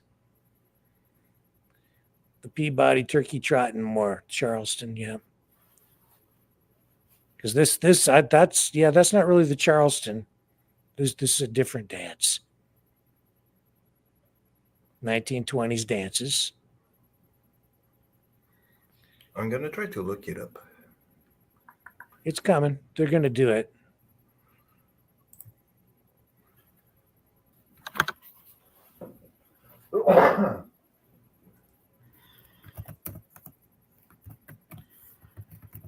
There it is. That's the Charleston right there.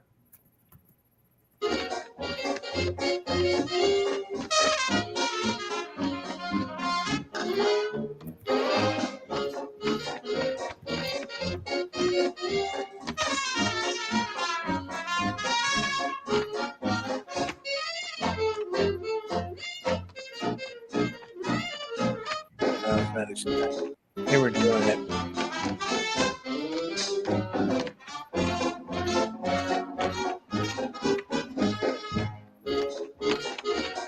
There it is. That's right there with the knees. See? Well, they kind of did it. It gives you the idea. That was a nice time, the 20s. The roaring 20s, yeah, everybody was living in excess. It was sort of like, some people would say, kind of like the 80s, in a way. You know? Mm-hmm. The 80s were a time of excess as well. I don't know how well you remember the 80s. I wouldn't say the 80s were quite like the 20s.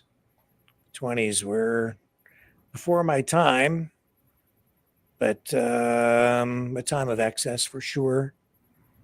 Leading up to, it was that excess that really created the boom that led to the busts in the 1930s when everybody thought the stock market would never crash. I think we're even experiencing that right now. People living in a little bit of denial, and we've got a great big giant bubble, economic bubble on our hands. It's been building for so many years that I think it's inevitable. We're about to crash again. Okay, here's the electric earthquake, also 1942, Max Fleischer's Superman.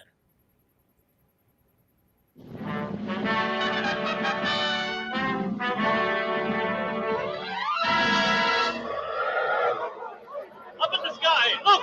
It's a bird! It's a plane! It's Superman!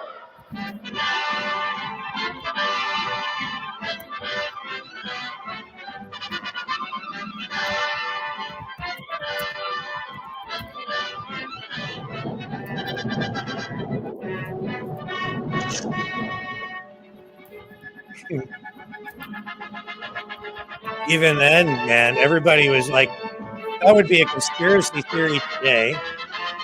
Electric earthquakes. It just shows you all this stuff. These ideas have been around a long time. People have just bought into the whole idea, right? That more powerful than a locomotive. Able to leap tall buildings at a single bound. Giant This electrical amazing generator stranger thing. from the planet Krypton, the Man of Steel, It's Superman. It's the heart. Possessing remarkable physical strength, Superman fights a never-ending battle for truth and All that justice. stuff was going on Disguised as before a they ever built mild-mannered the harp. newspaper reporter, Clark Kent.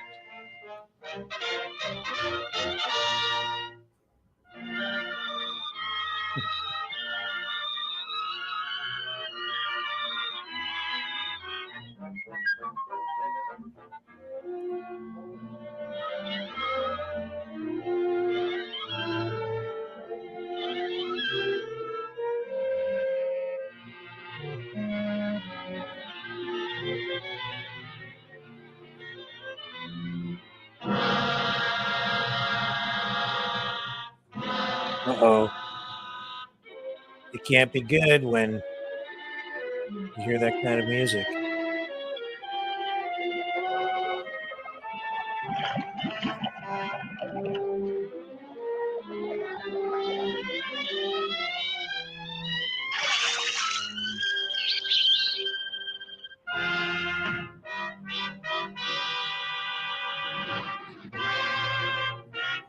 Looks very much like a gangster type dude to me.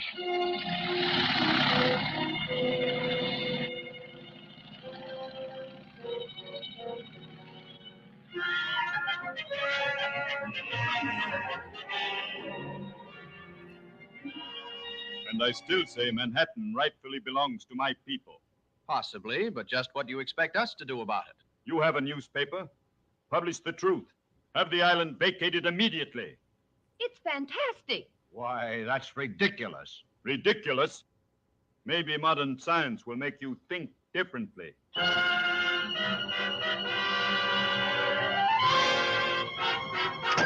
I've never heard anything so absurd. You know, from the look in his eyes, I'd almost believe he was in earnest. No, he's just a harmless crank. I don't know. I think he's an anti-colonialist. If want my honest opinion, I think he's fed up with the monarchy and colonialist, the colonialist Republic of the United States of America. He's like, that's it, land back.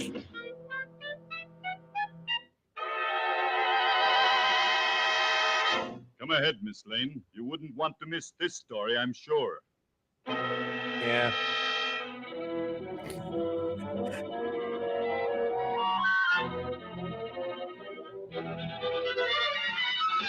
You thought you were hiding, and you weren't, Lois. He knew you were there the whole time. He's going to use you to get his story out. That's what he's going to do. Don't let him manipulate you. Be a journalist. Here, have a seat in my electric chair. Oh, okay. She's so naive. You're screwed now. Just a precautionary measure.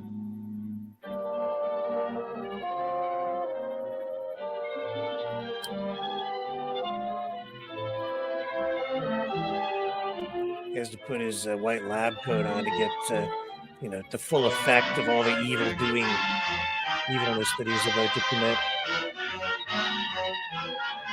Put those welding goggles on. Got his rubber gloves on to insulate him from all the electrical magnetic energy.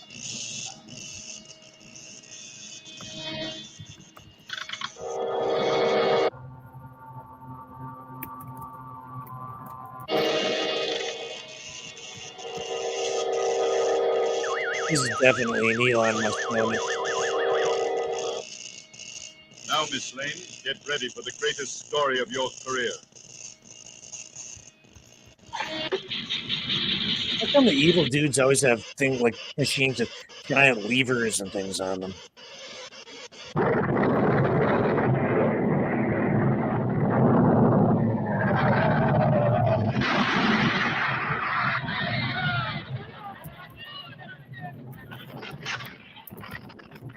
Come on, Kent. Let's get out of here.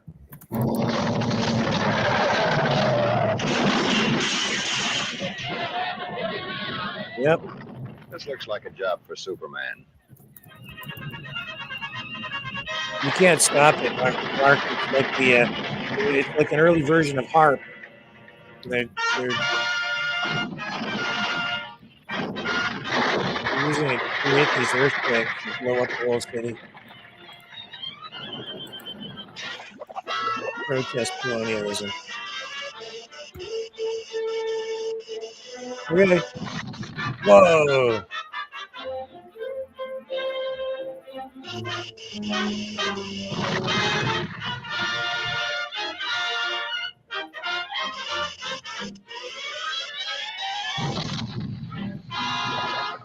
They're not doing very well. A guy who can lift up an entire building or repel a giant cosmic plasma ball from outer space. He's having a pretty rough time with these electrical cables underwater.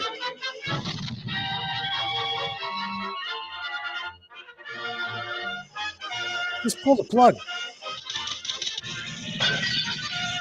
Uh-oh. Uh-oh.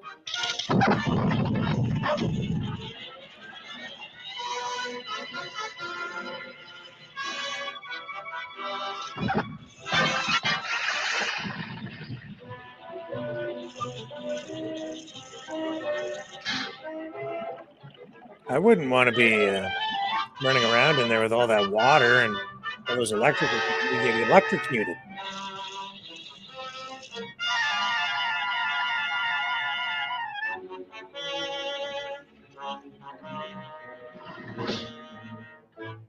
but Yeah, not so a fast. girl is still down there.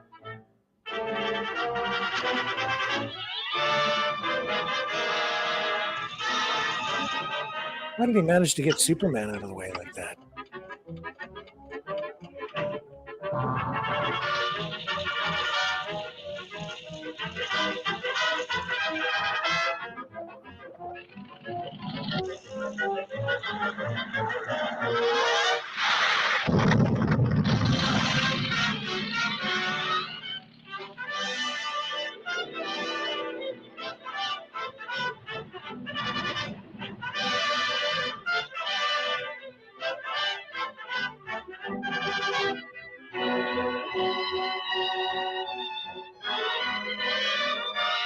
You know, Lois, the old island looks just as good as ever.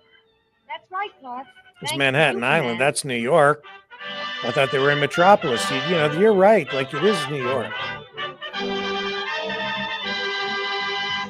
If you let me look real quick, I'm gonna check out. If I do remember well, and I'm not sure, I think Detroit, actually, where our friend was from, Yeah. it's Gotham City, but I'm gonna check that out just to make sure that I'm not saying something fishy. Yeah, I think you might be right about that too. Yeah. Now I want Frosted Flakes in the worst way. This is Superman Volcano, also in 1942.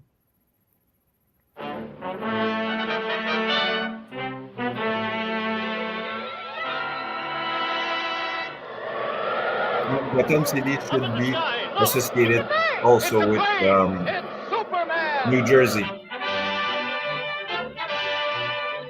Okay.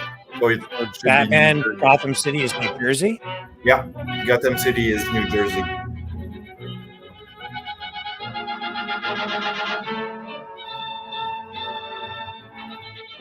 It should be Detroit. And Green Arrow should be around Seattle, if I'm not mistaken.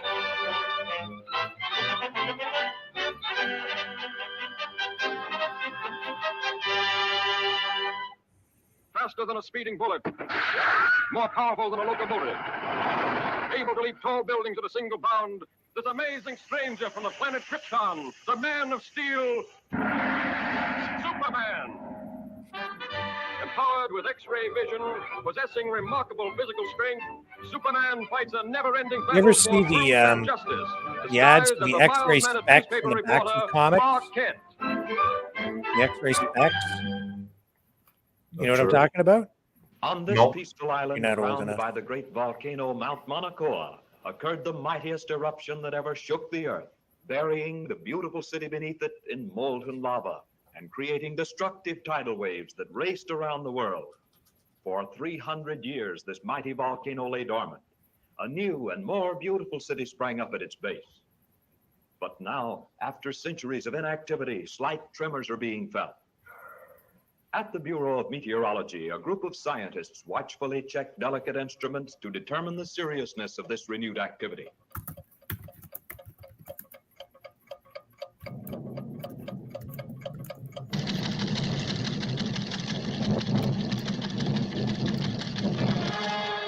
Do you recognize that sound for a ticker tape? I grew up with that. You probably don't even know what that is.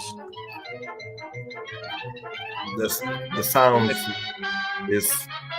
makes me think of something, but I'm not sure if I'll be right. When I was first in the news business, we had a wire service, and it would make a sound like that, sort of, all day. And I want you to send me some real stories.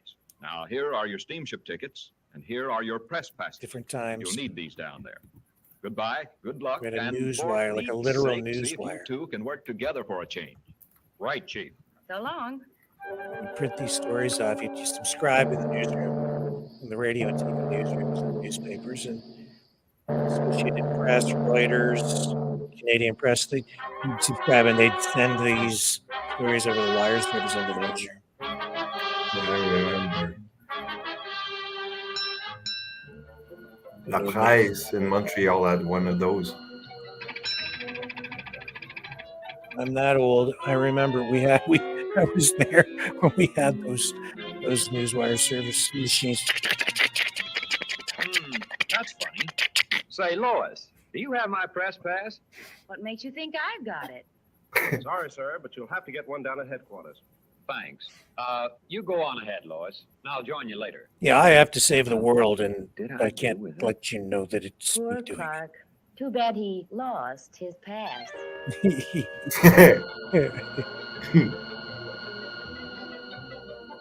She wanted the story for all herself. As usual. And from all indications, Not a very good girlfriend. Things to start popping at any time. In order to save the Or city, a co-worker. we've decided to blast. Was that a thing thereby in the diverting news? cold lava away from the city What? and into the ocean. When you had a co-worker, sometimes the co-workers trying to sideways the co-working about a press pass. He'll be back shortly. guy around and Are you asking if I ever had anybody that was like the coworker who was stabbing me in the back? Yeah. Yes. Yes, absolutely. Very competitive industry. Hello? News business. Send up that card. Hello? Yeah. Oh, yeah. there's a French Canadian series who was titled Scoop, was making reference about how the journalism industry was really competitive and backstabbing kind of thing. Oh, yeah. Blast! Yeah.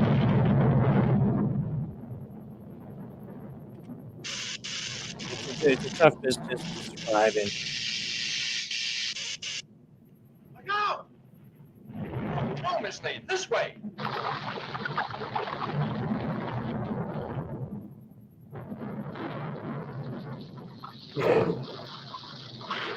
She's a tough cookie. Yeah, she gets into all kinds of jams, doesn't she? This looks like a job for Superman. Yeah, got to save her from the molten lava now. Always something. Oh, the pesky lava balls.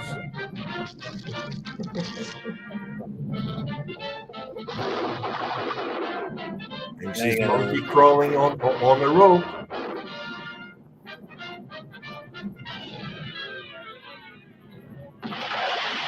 You'd make a great volleyball player.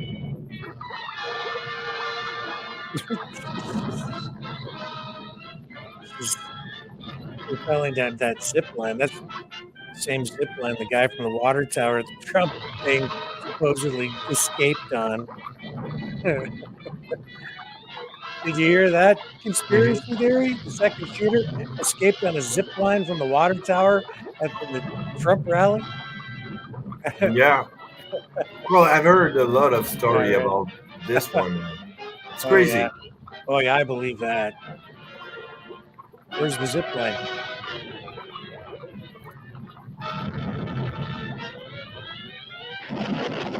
But like I said, it's probable that there were probably a second shooter, but we'll never know till we get official paper on that or proof.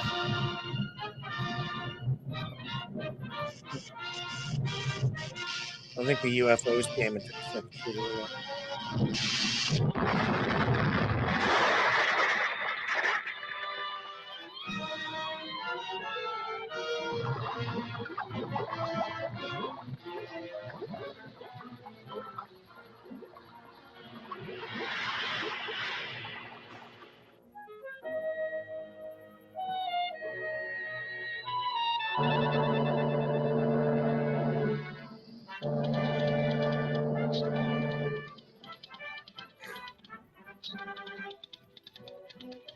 I had a little tiny portable manual typewriter just like that too. Oh, fine, Clark. Too bad you weren't in on it. Maybe I would have been. In the suitcase?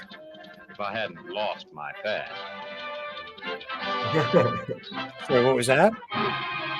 You got one of those typewriter that is in the suitcase that when you open Yeah. Mine was like in not so much in a suitcase, but it had like a little. It was just like a fold-on cover, and you could take it with you. And I did actually take it on some trips and used it.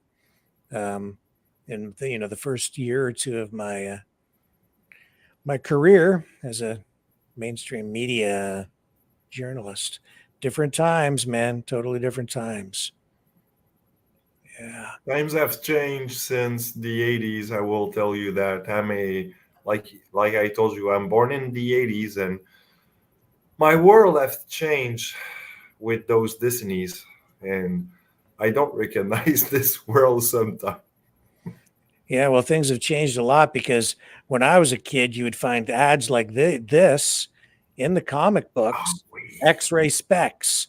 And look at what they're advertising. Like this is like kids are looking at this and it's like, yeah, you get these specs and you can see right through the dress of the women, right? It's like that would be like a violation of privacy. I'm not even I sure remember now. Yeah.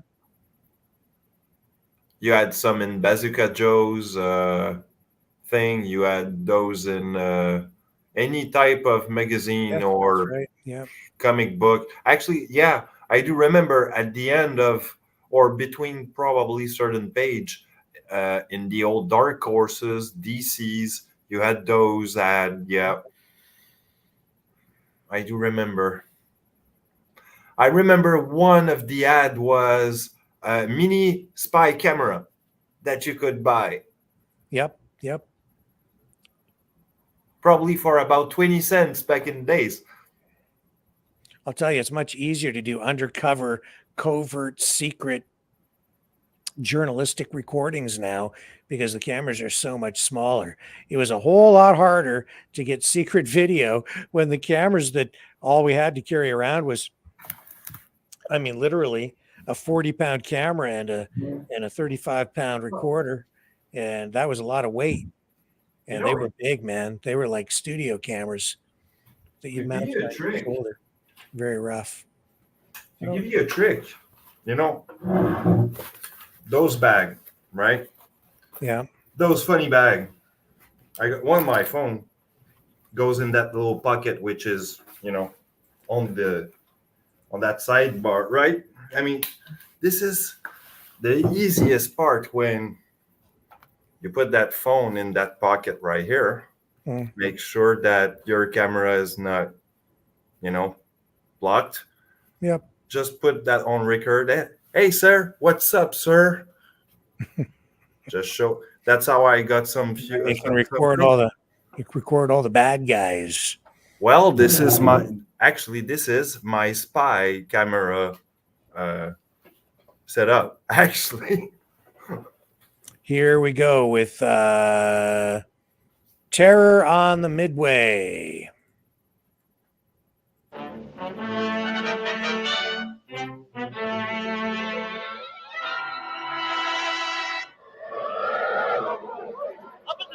Look! It's a bird! It's a plane! It's Superman!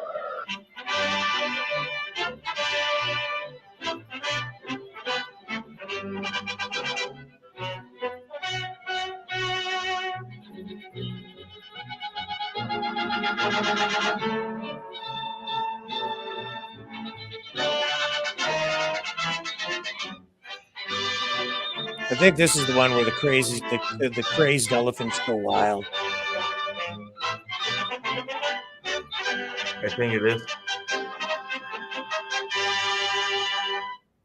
Faster than a speeding bullet. More powerful than a locomotive. Able to soar higher than any plane. This amazing stranger from the planet Krypton, the Man of Steel, Superman. Possessing remarkable physical strength, Superman fights a never-ending battle for truth and justice. Disguised as a mild-mannered newspaper reporter,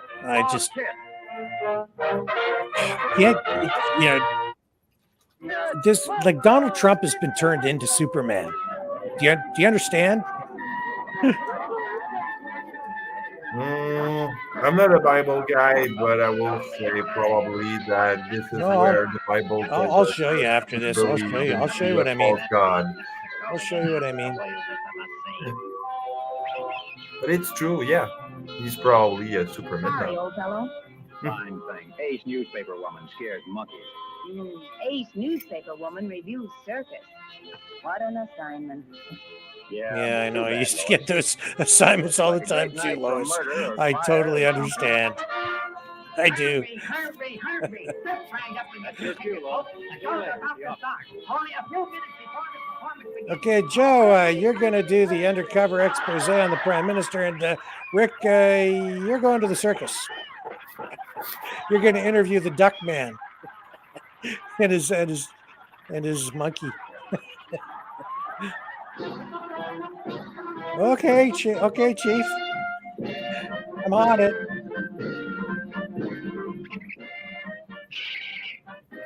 What a scoop. Careful, the monkey's a terrorist. They are, actually.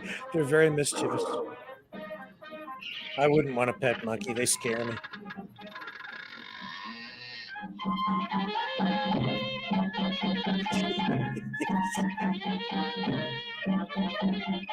You don't see animals at the circus very much anymore because of the animal rights groups.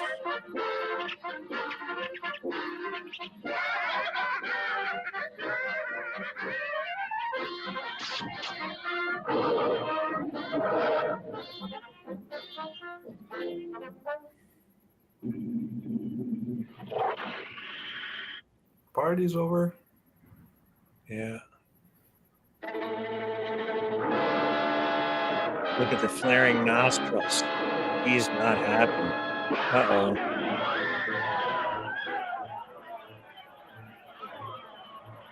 Let's get out of here before the King Kong Godzilla guy eats our faces off.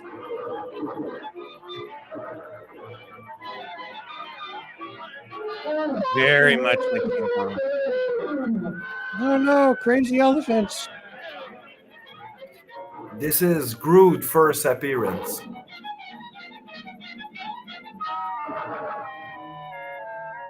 And for those who don't know who Groot is, a telepathic monkey.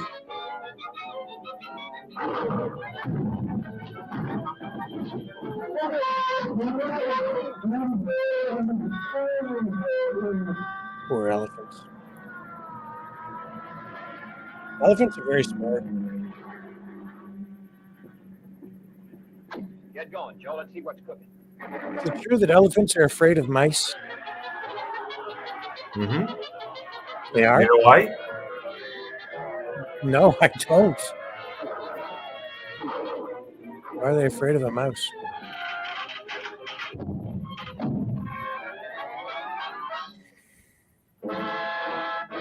I'm going to look it up. Why are elephants afraid of mice? It's a myth that elephants fear mice likely stems from misunderstandings of the animal's reactions to unexpected or unfamiliar stimuli.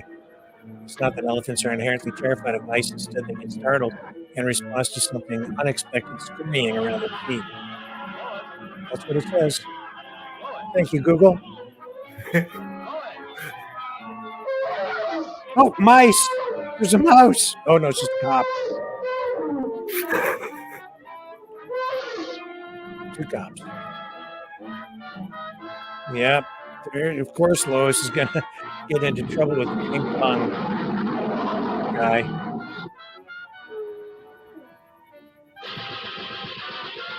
Jeez, those cops are pretty loose with their ammo, aren't they? And not very good shots. This is a job for Superman. Better get your Superman outfit on, Superman. Behind the umbrella.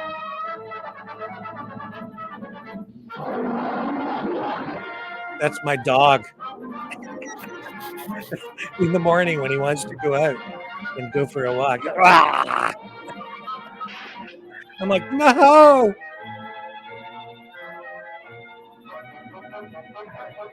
He's not. He does kind of lay on top of us.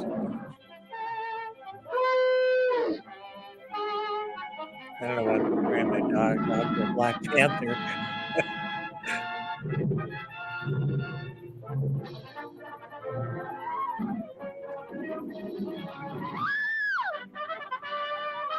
What's wrong now, Lois? Oh, King Kong guy's gonna eat your face off again. No worries, no match for Superman.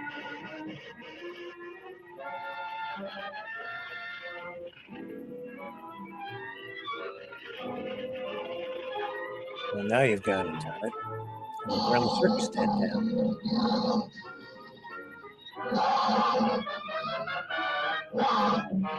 Ouch.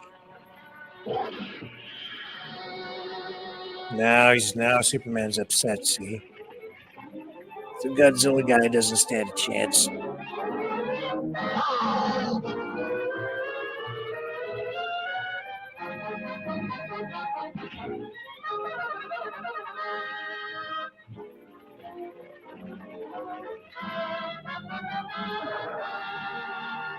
The monkey got knocked out.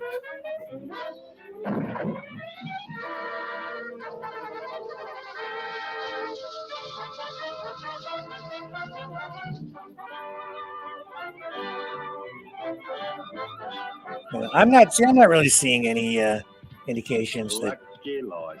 Always gets her story. And luckily, she lived to write it. Thanks to Superman. See, I'm not seeing any indication that Superman is a socialist or a communist in these. Not in these, anyway. Okay, no, but this was 1940s, World War II, and then when Fleisher became Famous Studios and the Fleischers were basically kicked out of their own company, they started to produce episodes that were more pro-America, it was war propaganda, basically.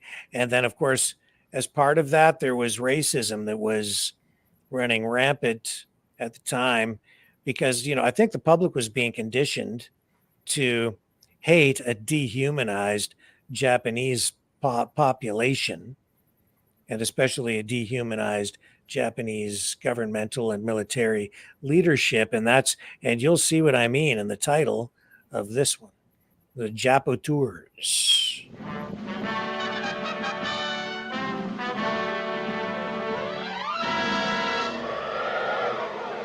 Up in the sky, look! It's a bird! It's a plane! It's Superman!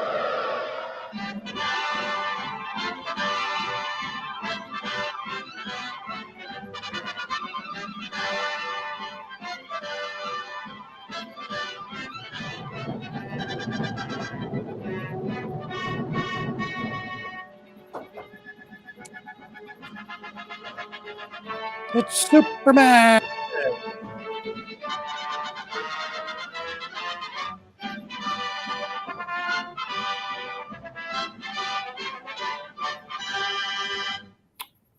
Faster than a speeding bullet.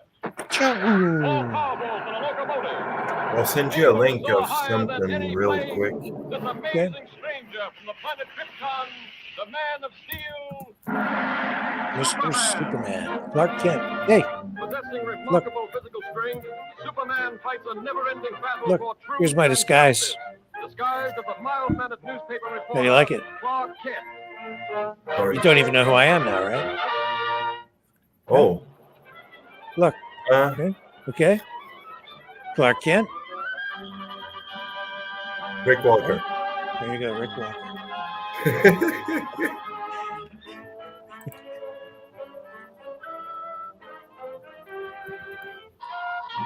And everybody was smoking back then. I remember even in the 70s, people would smoke like chimneys.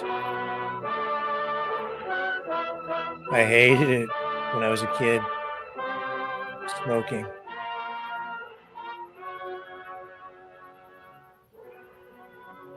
Ooh, he really doesn't like that American plane. But it makes for a good transition.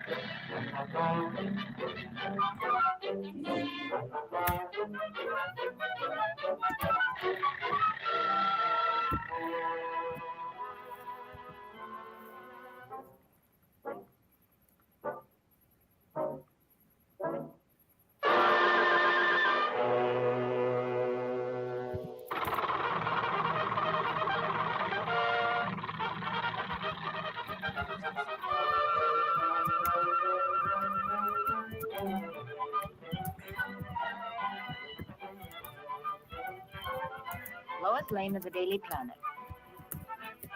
Clark Kent, Planet.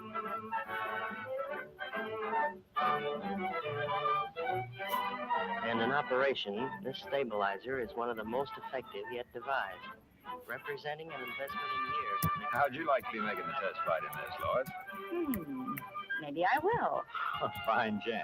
Everyone off, please. Everyone off. Come on, Lois. That's us. She's not going to get off, Clark. She's going to be a stowaway. You'll see. It's just what she does because she's a strong, independent woman. And she has a point to make. By the way, Lois.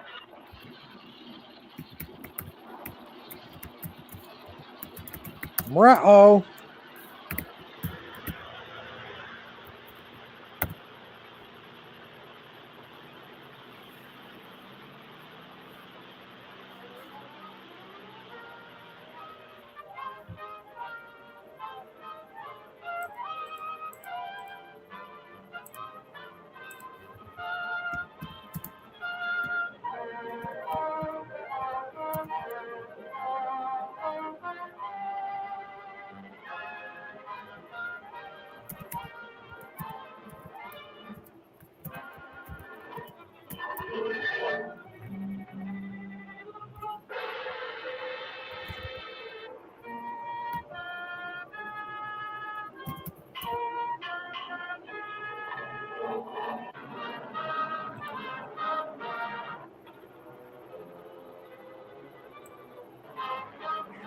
You know, you watch these, Dragon, and you're going to find pretty much most of the conspiracy theories that run rampant today. Mm-hmm. Mystery remaking by itself. Yeah, nothing's new anymore. Nothing's new. It's all just recycled stuff. No, nothing will Speaking of interfere with voyage to recycled, Tokyo. there's thing that has been recycled with Trump that was used back in the 50s, in the 60s. What's that? What do you mean? Actually, I got to remember that because my train of thought is was a few days ago that I thought of that, but Attention, all pilots. things that has happened with Trump and well, what Trump thinks about, like yesterday, what he said, I think was part of my also assumption of, well, the Trump of most of the American president who was subject to attempt of assassination was mostly Republican. Although Those JFK japoteurs are bombing the crap out of the airfield. This is a job for Superman. It's a good thing he's got an elevator. Oh, they're in trouble now.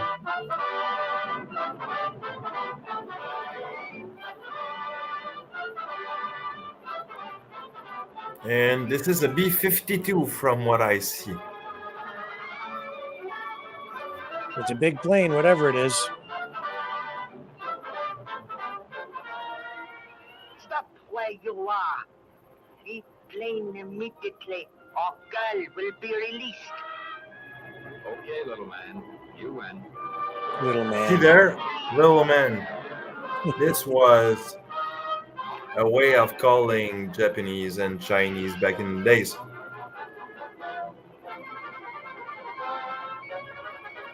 Little yellow man, or sometime sick yellow man was a depiction back in the days in the 40s. Not even a bolted steel door can stop the Man of Steel.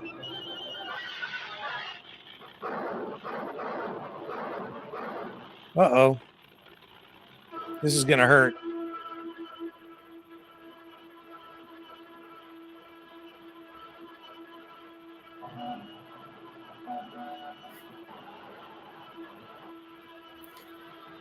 It's not like in Roadrunner where you hear the...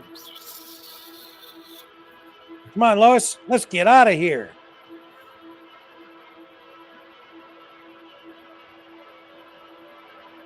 Where's that plane going to crash? Oh, Superman's going to stop it before it takes out these buildings and kills thousands of innocent people.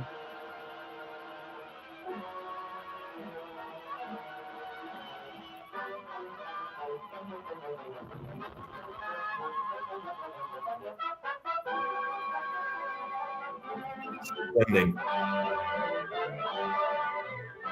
Wow. He put that plane down right in the middle of the downtown area. Ticket. Amazing. You're safe in this plane, Lois. I'd feel much safer if Superman were here. Ha ha ha. Lois, can't you tell he has a crush on you? Nice guys finish last, though. He ain't going to get the girl, not as Clark Kent. Just not going to happen. But we've seen what happens, don't we? He eventually does get the girl as Superman and then reveals to her what I think she secretly has known all along, which is that Clark Kent is Superman. Mm-hmm. Well, that's a thing. In the latest numbers of DC's now, and I mean like in the really recent years, Superman has now kids with Lois Lane. Some of them are actually like, I will call that mutant, because, well, they are hybrid of Kryptonian human, right? So they have some powers. Stuff like that. Kind One of of like the kids X-Men? actually, yeah, one of the kids actually is bisexual. Oh, yeah. Well, again, sign of the times, I guess. And is Well, that yeah, art it is the inclusion imitating part. society, or the other way around? I think I've always thought it's kind of a little bit of both. But this is what I mean about Donald Trump becoming Superman. They've been portraying him in this way for quite a while, and then this is the Donald Trump superhero image that is on those collectible trading cards you can get for Donald Trump. And, the American flag and everything behind him. I mean, there are other depictions of him as Superman. And now what just happened? He just got shot. He literally got shot, and not even a sniper's bullet could stop him. As I said last night, I could not write the script any better. He's just, he in many respects, I think, even subconsciously, for Americans now, Donald Trump has become essentially Superman. Well, Able to dodge it's true. bullets. And one thing is also true is that I have a lot of friends which is really religious, in the U.S. part of the country. Mhm. And some of them will almost call him like a god, like Jesus coming back, for their sakes. Resurrected.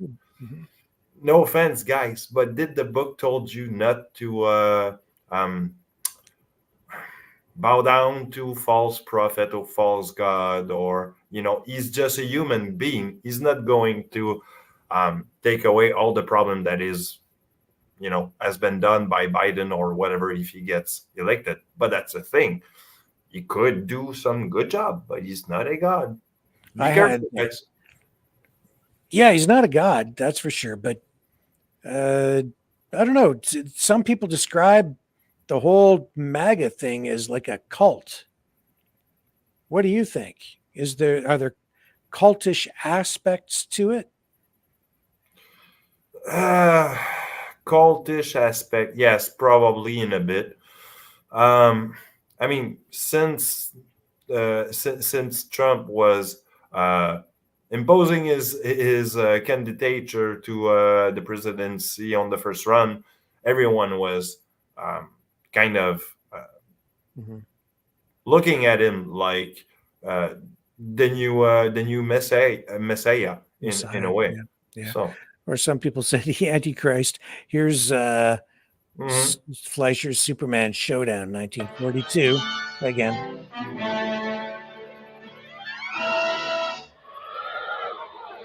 Up in the sky, look! It's a bird. It's a plane. It's Superman.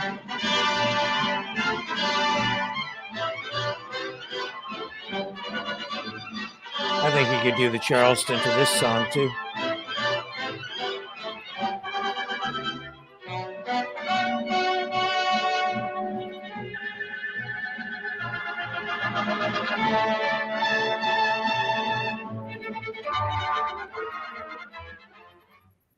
Faster than a streak of lightning. Ah, this was the new opener, you see. More powerful than the pounding surf. A lot of people have never seen this one.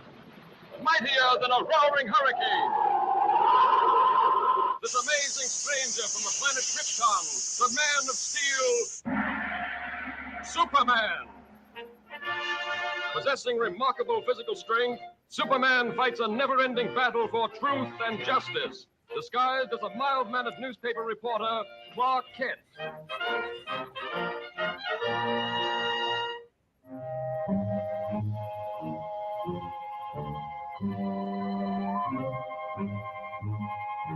If he has X-ray vision and stuff, why does he need a flashlight? Ah, you know why? Because it's not Superman, that's why. He's just dressed like him. But the headlines will read, Superman has lost his mind.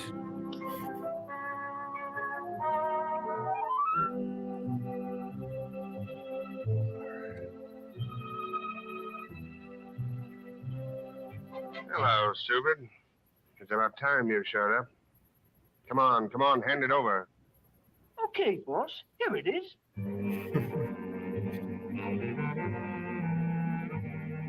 This is a swell racket, boss.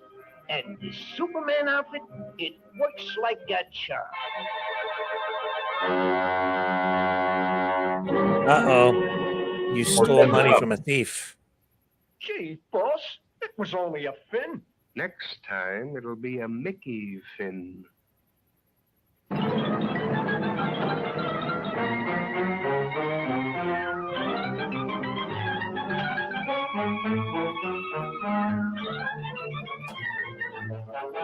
Friend turns foe. Well, that's ridiculous. It couldn't be Superman. What do you make of it, Clark? Hey, you two. The editor wants you to cover the opera tonight. And don't forget, it's formal. Good. Now I can wear my new evening gown. Jimmy Olsen, the reporter. He makes his debut. Yep.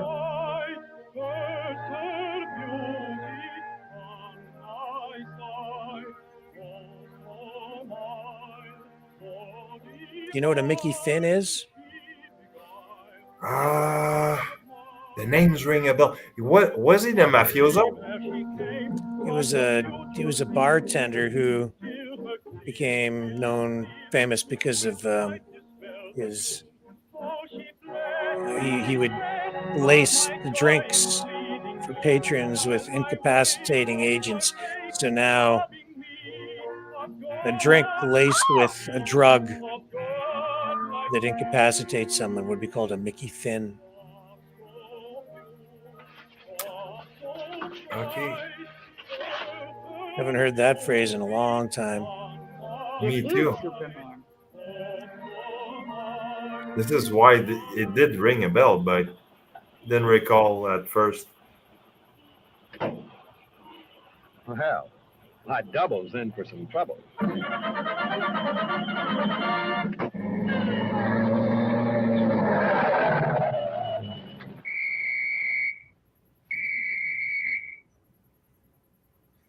You're in trouble now. Oh no, it's the real Superman.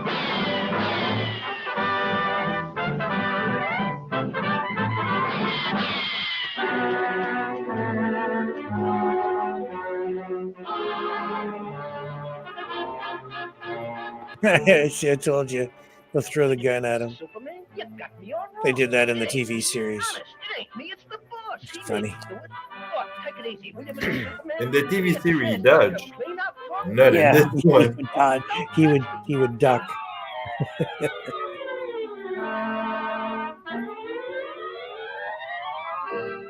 I knew there was more to the story. Yeah.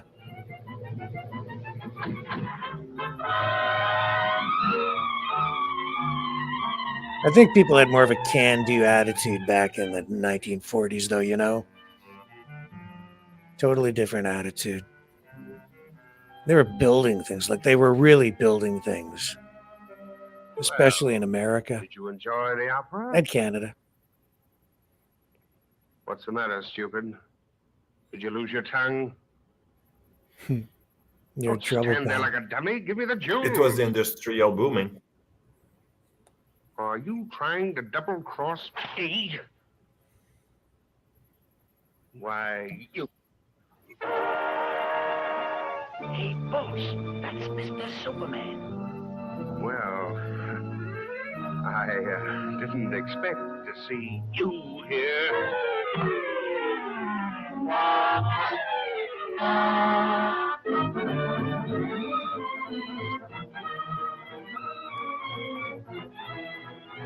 You're in trouble. He knew how to fly at this point.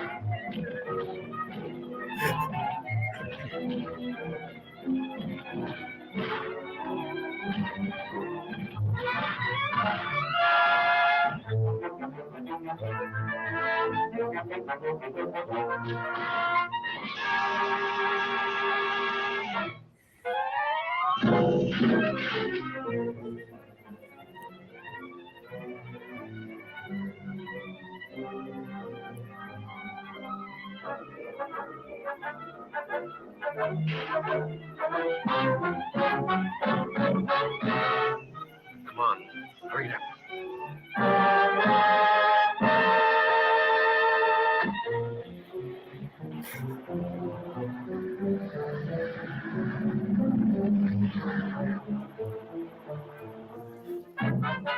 The area makes me think of where you have the Wayne Mansion and the Batcave, probably, presumably, right around the corner.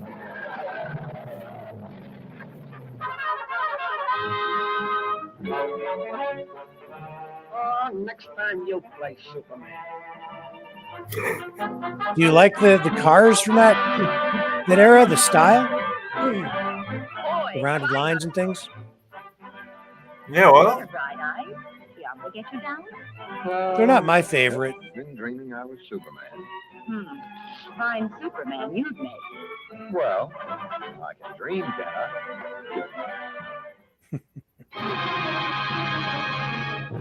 those were nice times, though. Well, I mean, maybe in our minds. Anyway, I wasn't there. So. no, me neither. But I always have been a certain fantasy, if you will, to go back in the 20s and probably after that, for some reason. The 20 era was probably a nice time, even though it was probably harsh.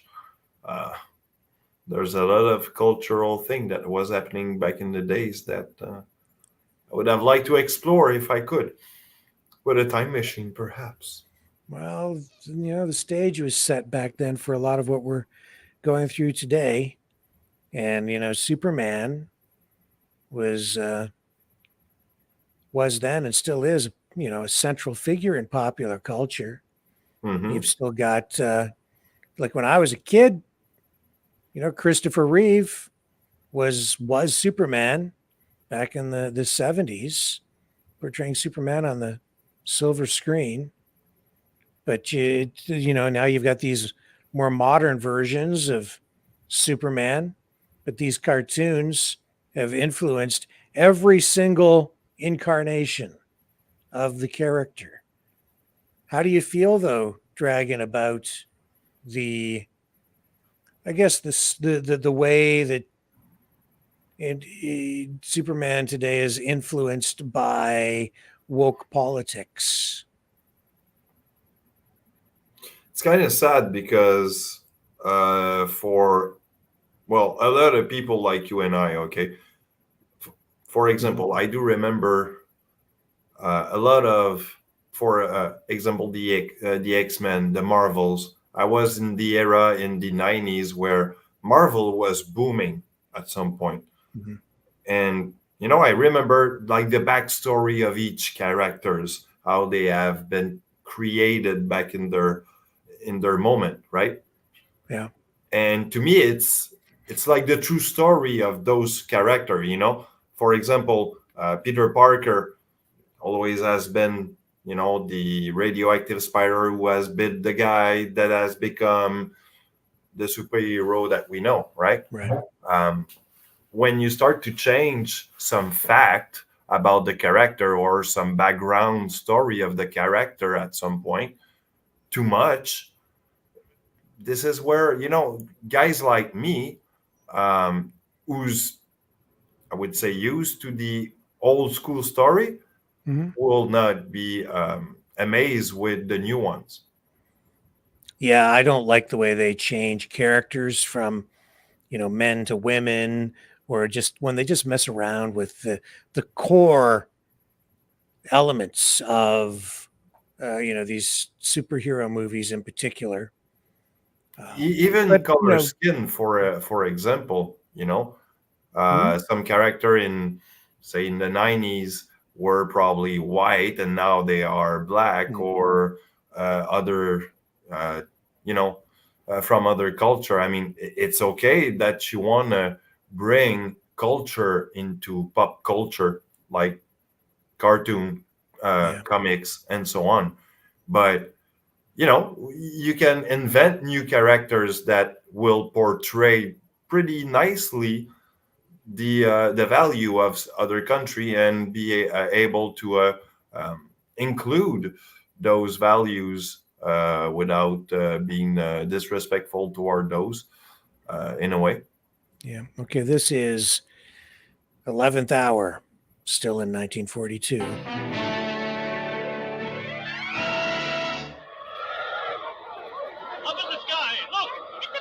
It's a plane! It's Superman!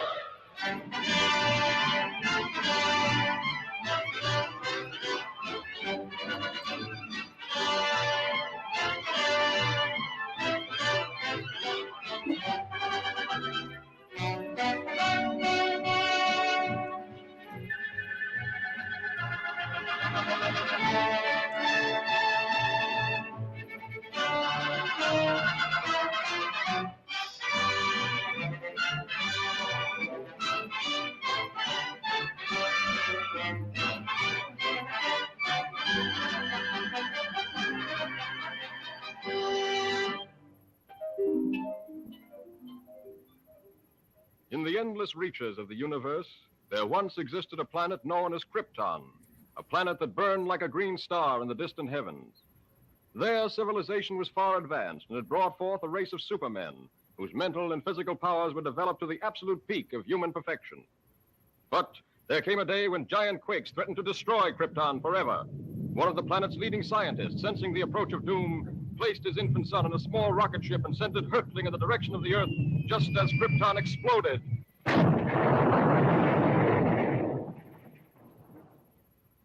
The rocket ship sped through star-studded space, landing safely on Earth with its precious burden, Krypton's sole survivor. A passing motorist found the uninjured child and took it to an orphanage. As the years went by and the child grew to maturity, he found himself possessed of amazing physical powers. Faster than a speeding bullet, more powerful than a locomotive, able to leap tall buildings at a single bound. This amazing stranger from the planet Krypton, the Man of Steel, Superman. Possessing remarkable physical strength, Superman fights a never-ending battle for truth and justice, disguised as a mild-mannered newspaper reporter, Clark Kent.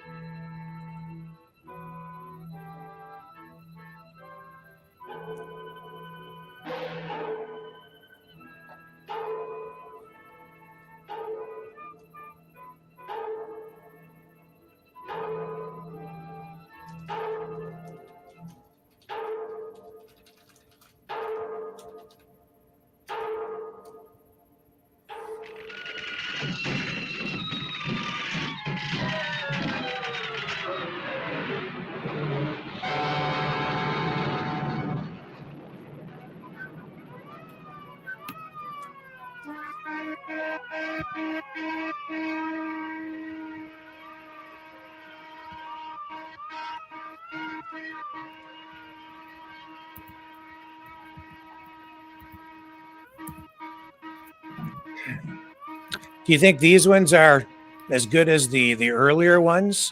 These ones are produced by the studio after the Fleischers left. It's been going on. Yeah, something has changed. I think this is where they have lost part of the technology to make those cartoons the way it Clark, was do you made suppose- earlier Yes, Lois? or prior this one. Nothing. Just a silly hunch that maybe Superman might be over here. Quiet. Do not talk. They have lost the way of doing it. Sabotage must stop at once. Konetawa.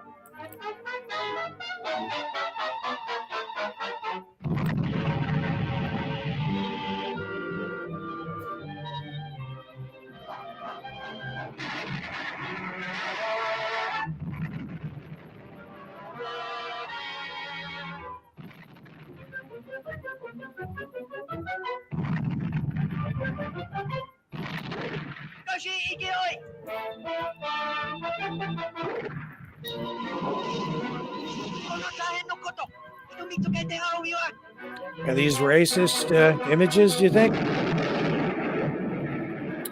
Well, it's not maybe racist blatantly, but there's a little bit of a, I would say, caricature. I just saw him. Caricature, cliches, yes. Like, looking like the teeth. Yeah. They look like that all the time. I mean, that's a cliche, It's a way to depict them in a negative way, I think, because they don't look like that, actually. But that was the easy. I think it was the American actor who did movie around these years.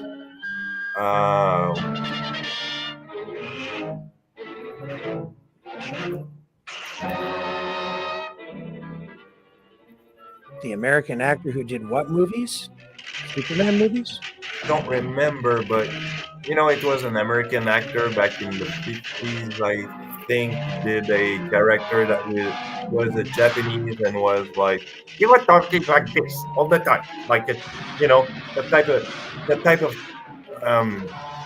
jokes that was made in the 50s, and I'm trying to remember the name of the actor. There were a few. It was an old movie. I'm not sure who you're talking about, but there was the guy who played Hop Sing on Bonanza. There was also Bruce Lee. He experienced, some issues in the movie industry, the way that he was portrayed. He was a big actor who did that, actually, and he did receive a lot of hate about that later. Damn it. Why is it on the tip of my tongue? Think, Dragon, think. Whoa, just in the nick of time. That's gotta hurt him. See the teeth? The way they draw the teeth?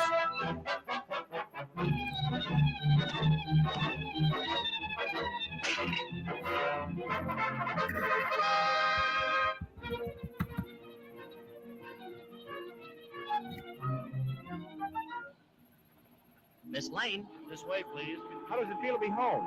Smile, please. How about Clark Kent? Did he get away? No. No, he's still over there. But don't worry, Superman promised to look after him. And Lois has her own little fashion shoot going on.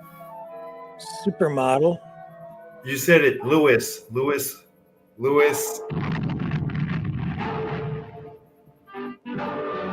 Hold on.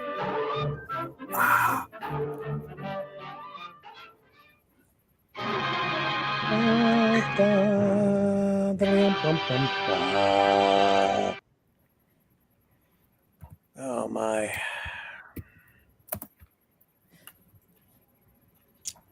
Wow. Well, you know what, Dragon? That gets us to the top of the hour, my friend. And we've run through the majority of these already, but I think it's about time we wrap up this debut episode of Maverick MidKnight Matinee. So, in conclusion, what would you have to share with the audience tonight? What do you want to say about Superman and state of the country and everything we've just gone through together?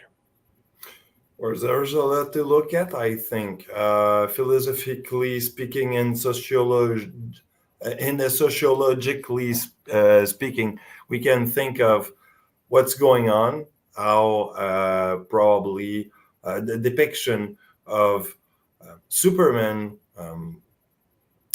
ideology behind what he was fighting for and against is reflecting nowadays with the new politics. Because, as we said earlier, I think that the history is still repeating itself all the time. So, yes, I would agree that Superman has changed with the times. We're seeing that now. He's woke. Superman series is woke. We're running into that with, I think, every major. Was it Jeremy Lewis? Now I remember. Jerry Lewis? Jeremy Lewis, who did a movie about Jerry Lewis? Oh, yeah. Jerry Lewis did a character like that. He did. Yeah. now we know what I was referring to now. Yes. Oh, yeah. Yeah, and we've I think all entertainment really becomes a reflection of the time. I think that I believe that kind of thing works both ways. Art influencing society, society influencing art. It's a symbiotic thing. And movies like this can be both entertaining and they can be a form of propaganda. That is really nothing new. It was powerful then. I think it was more controllable and was more controlled by governments of the day. Today, I think that people are being manipulated through information warfare. It's just been taken to a whole new level. It was one thing when they were running this kind of content in movie theaters. These were just shorts. And I'm not speaking at this point even about the feature film content that people were taking in movie theaters back in those days. But less television, a lot less TV. Fast forward, 10 years into the 1950s, and television takes on a different role in people's lives and a different role in the propaganda, information warfare campaigns of the day. Right. And then you fast forward to today, and information warfare is on a whole new level, the propaganda on a whole new level. Because of the internet. Kenzie Kraken just said it. It's pre-programming in a way. It's to pre-program the youth of the new reality in a way. Because mostly it's going to be the youth who's going to ingest those comic books or comic on TV. So, But as powerful as the internet is, I've noticed that live plays are still thriving. In New York, actually, there's some Irish person who was like a journalist, and he decided to write a play to mark and the October 7th incident in attack by Hamas in Israel. And they're putting on a live play now in New York. So it's not like it's not even like old form propaganda or art is being abandoned. I think in some respects it's quite the contrary. You still need movies to be made to run on the internet, and just even doing a straight up news program or a documentary or some sort of dramatic presentation using film or even video as the medium. I think it still has a traditional place within the propaganda warfare context, information warfare. True. But it can be used on multiple levels in different ways to affect the way people think. And that is, I think, the message that has been recurring here all day long, or all, since first doing the news program and now this, it's like everybody is manipulated to some degree or another, and influenced more than any of us actually realize, because we're being bombarded with messaging constantly from all sides, from various forms of media, whether it's a movie at a theater or online, or listening to the radio, or even just listening to music on a recording. Well, there's messaging even in that stuff. How big of a fan are you of Marvel heroes? Just real quick. I'm familiar. I mean, I don't wake up thinking back in about the it. days before it becomes woke kind of thing. Oh, well, I am a big fan of not just the Marvel characters, but of movies in general. But I will tell you this: every time I look at what's playing in the theater, and in fact, I'm supposed to spend some time with my wife tomorrow doing something, and I'm sitting here saying, I don't know what I want to do, and I'm afraid to even look at what's playing in the movie theaters, because I haven't been to a theater. Well, I've only been to a movie theater maybe twice in the past 2 years. And that's because every time I go to look at the movie lineup and what we might go see, it's like it's all woke stuff, and it just turns me off. I can't sit through a lot of the newer content because I just find it distasteful, disturbing, offensive on, various levels. Not that, I should be as offended as a lot of people, but it does bother me. I think they are making a sequel of Constantine with Keanu Reeves. Oh, yeah. So this is one I would like to look at, because I've always been a fan of Constantine as a character and not portrayed by Keanu Reeves. Although Keanu Reeves' character, the way he portrayed the character is cool. Although he's doing an American version of it, because actually Constantine is an English person, so he should have that English accent. Yeah. But that's one thing. But I was asking you real quick about the Marvel thing, because in the 90s, one thing that was happening is that the mutant was being kind of portrayed as probably, we don't know, maybe terrorism, right? Because they have powers. We don't know what they can do. They could probably use those power for the bad. Yep. And politics was involved in there. Governor Kelly was actually one. The governor was advocating to put, say, mutant into some entrenched camp with permits and probably some kind of tools to make sure that they can't use their power. So basically, it was a form of racism in face of the mutant people, right? Yeah. But I mean, mutant are born mutant; they are not made, if you will. Just like me, I have my skin color, and that's what I have, and I can't change that. I am who I am. And so, but what was the idea of this storyline? Racism. Yes, yeah, definitely. And with that being said, I think that what we might run on the next episode of Maverick Midnight Matinee, and I'm not sure, but I'm thinking maybe Night of the Living Dead. The reason is, have you ever seen that? Yeah.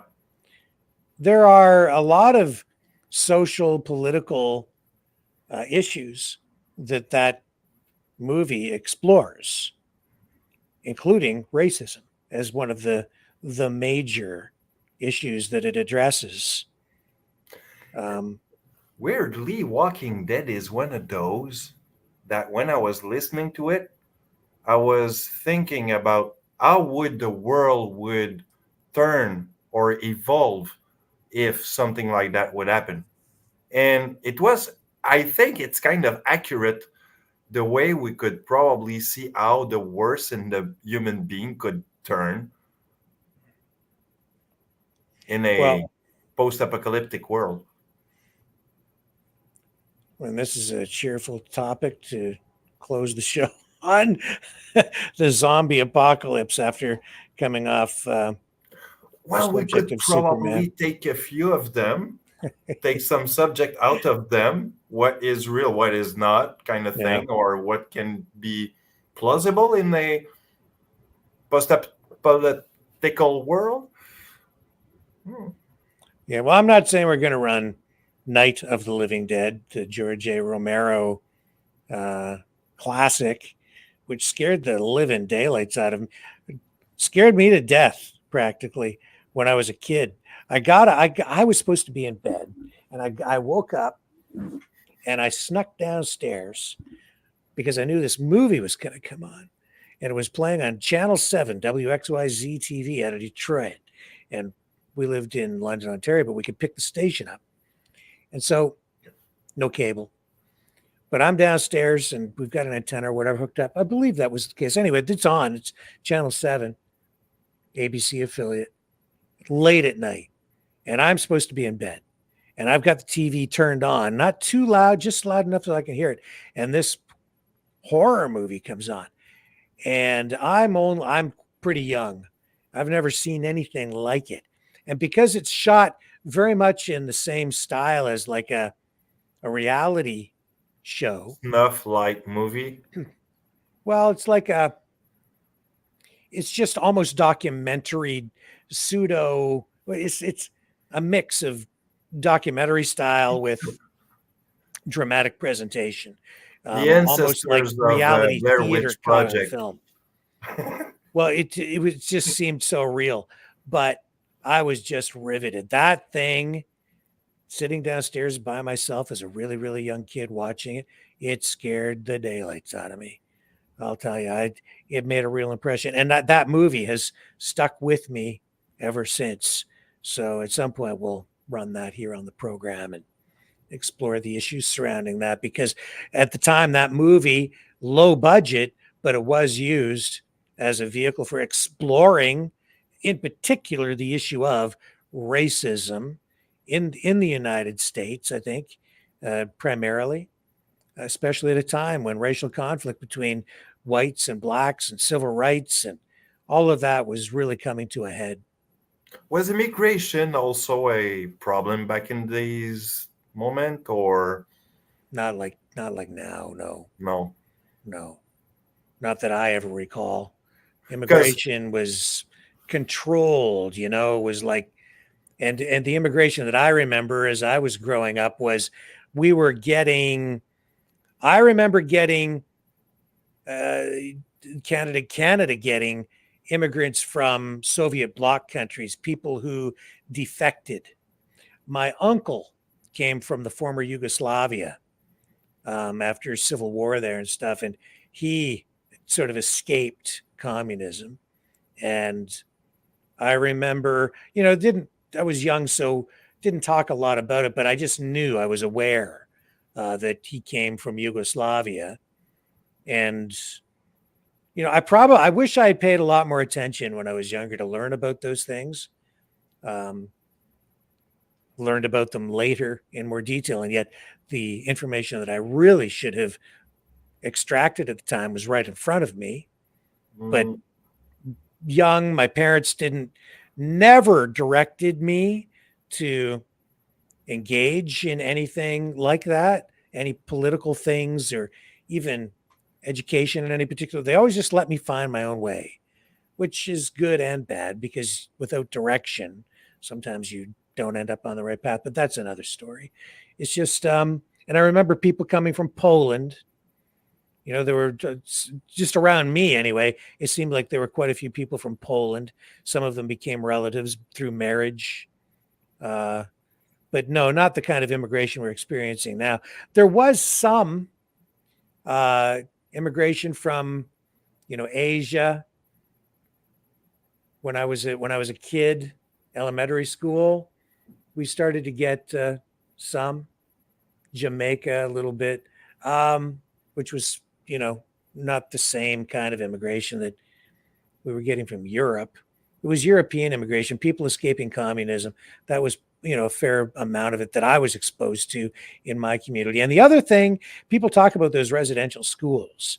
And I experienced residential schools in sort of the reverse way, because they started to bus the kids from reserves who had been going to residential schools, and they started to integrate First Nations kids into our schools.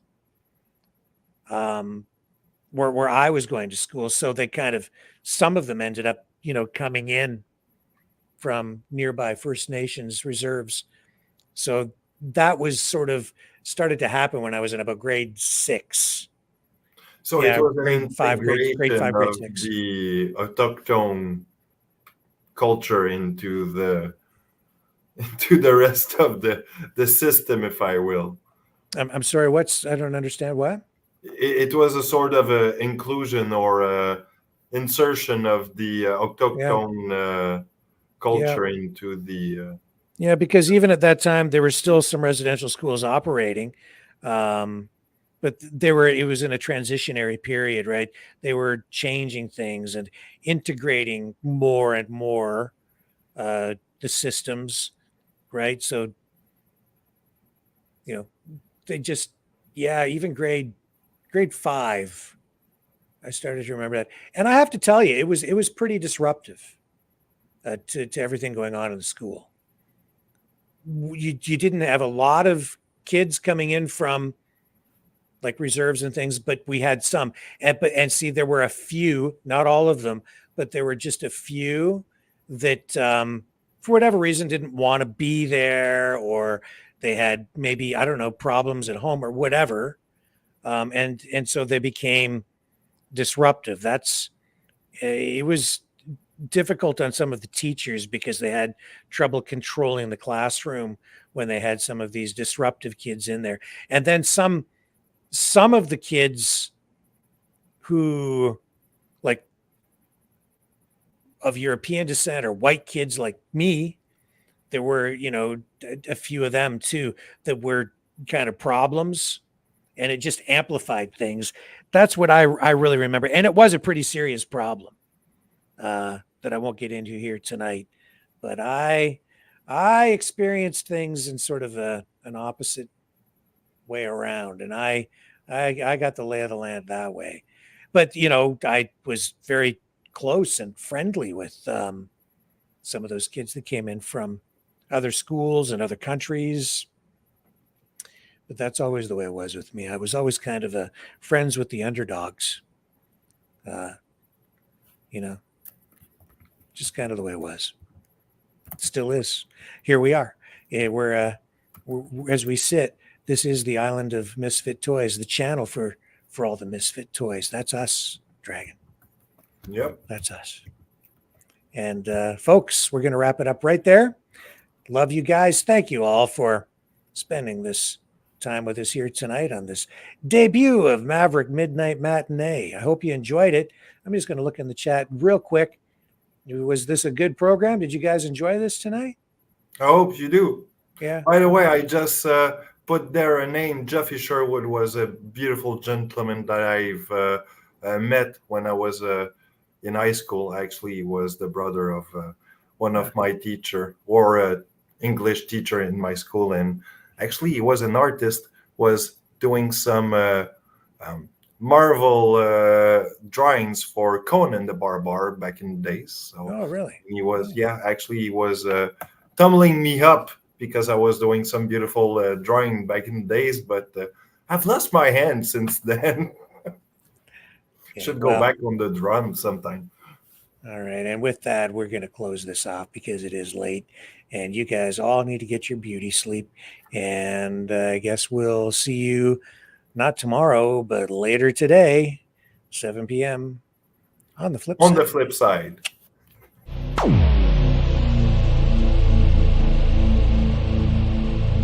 This has been a Maverick Multimedia production.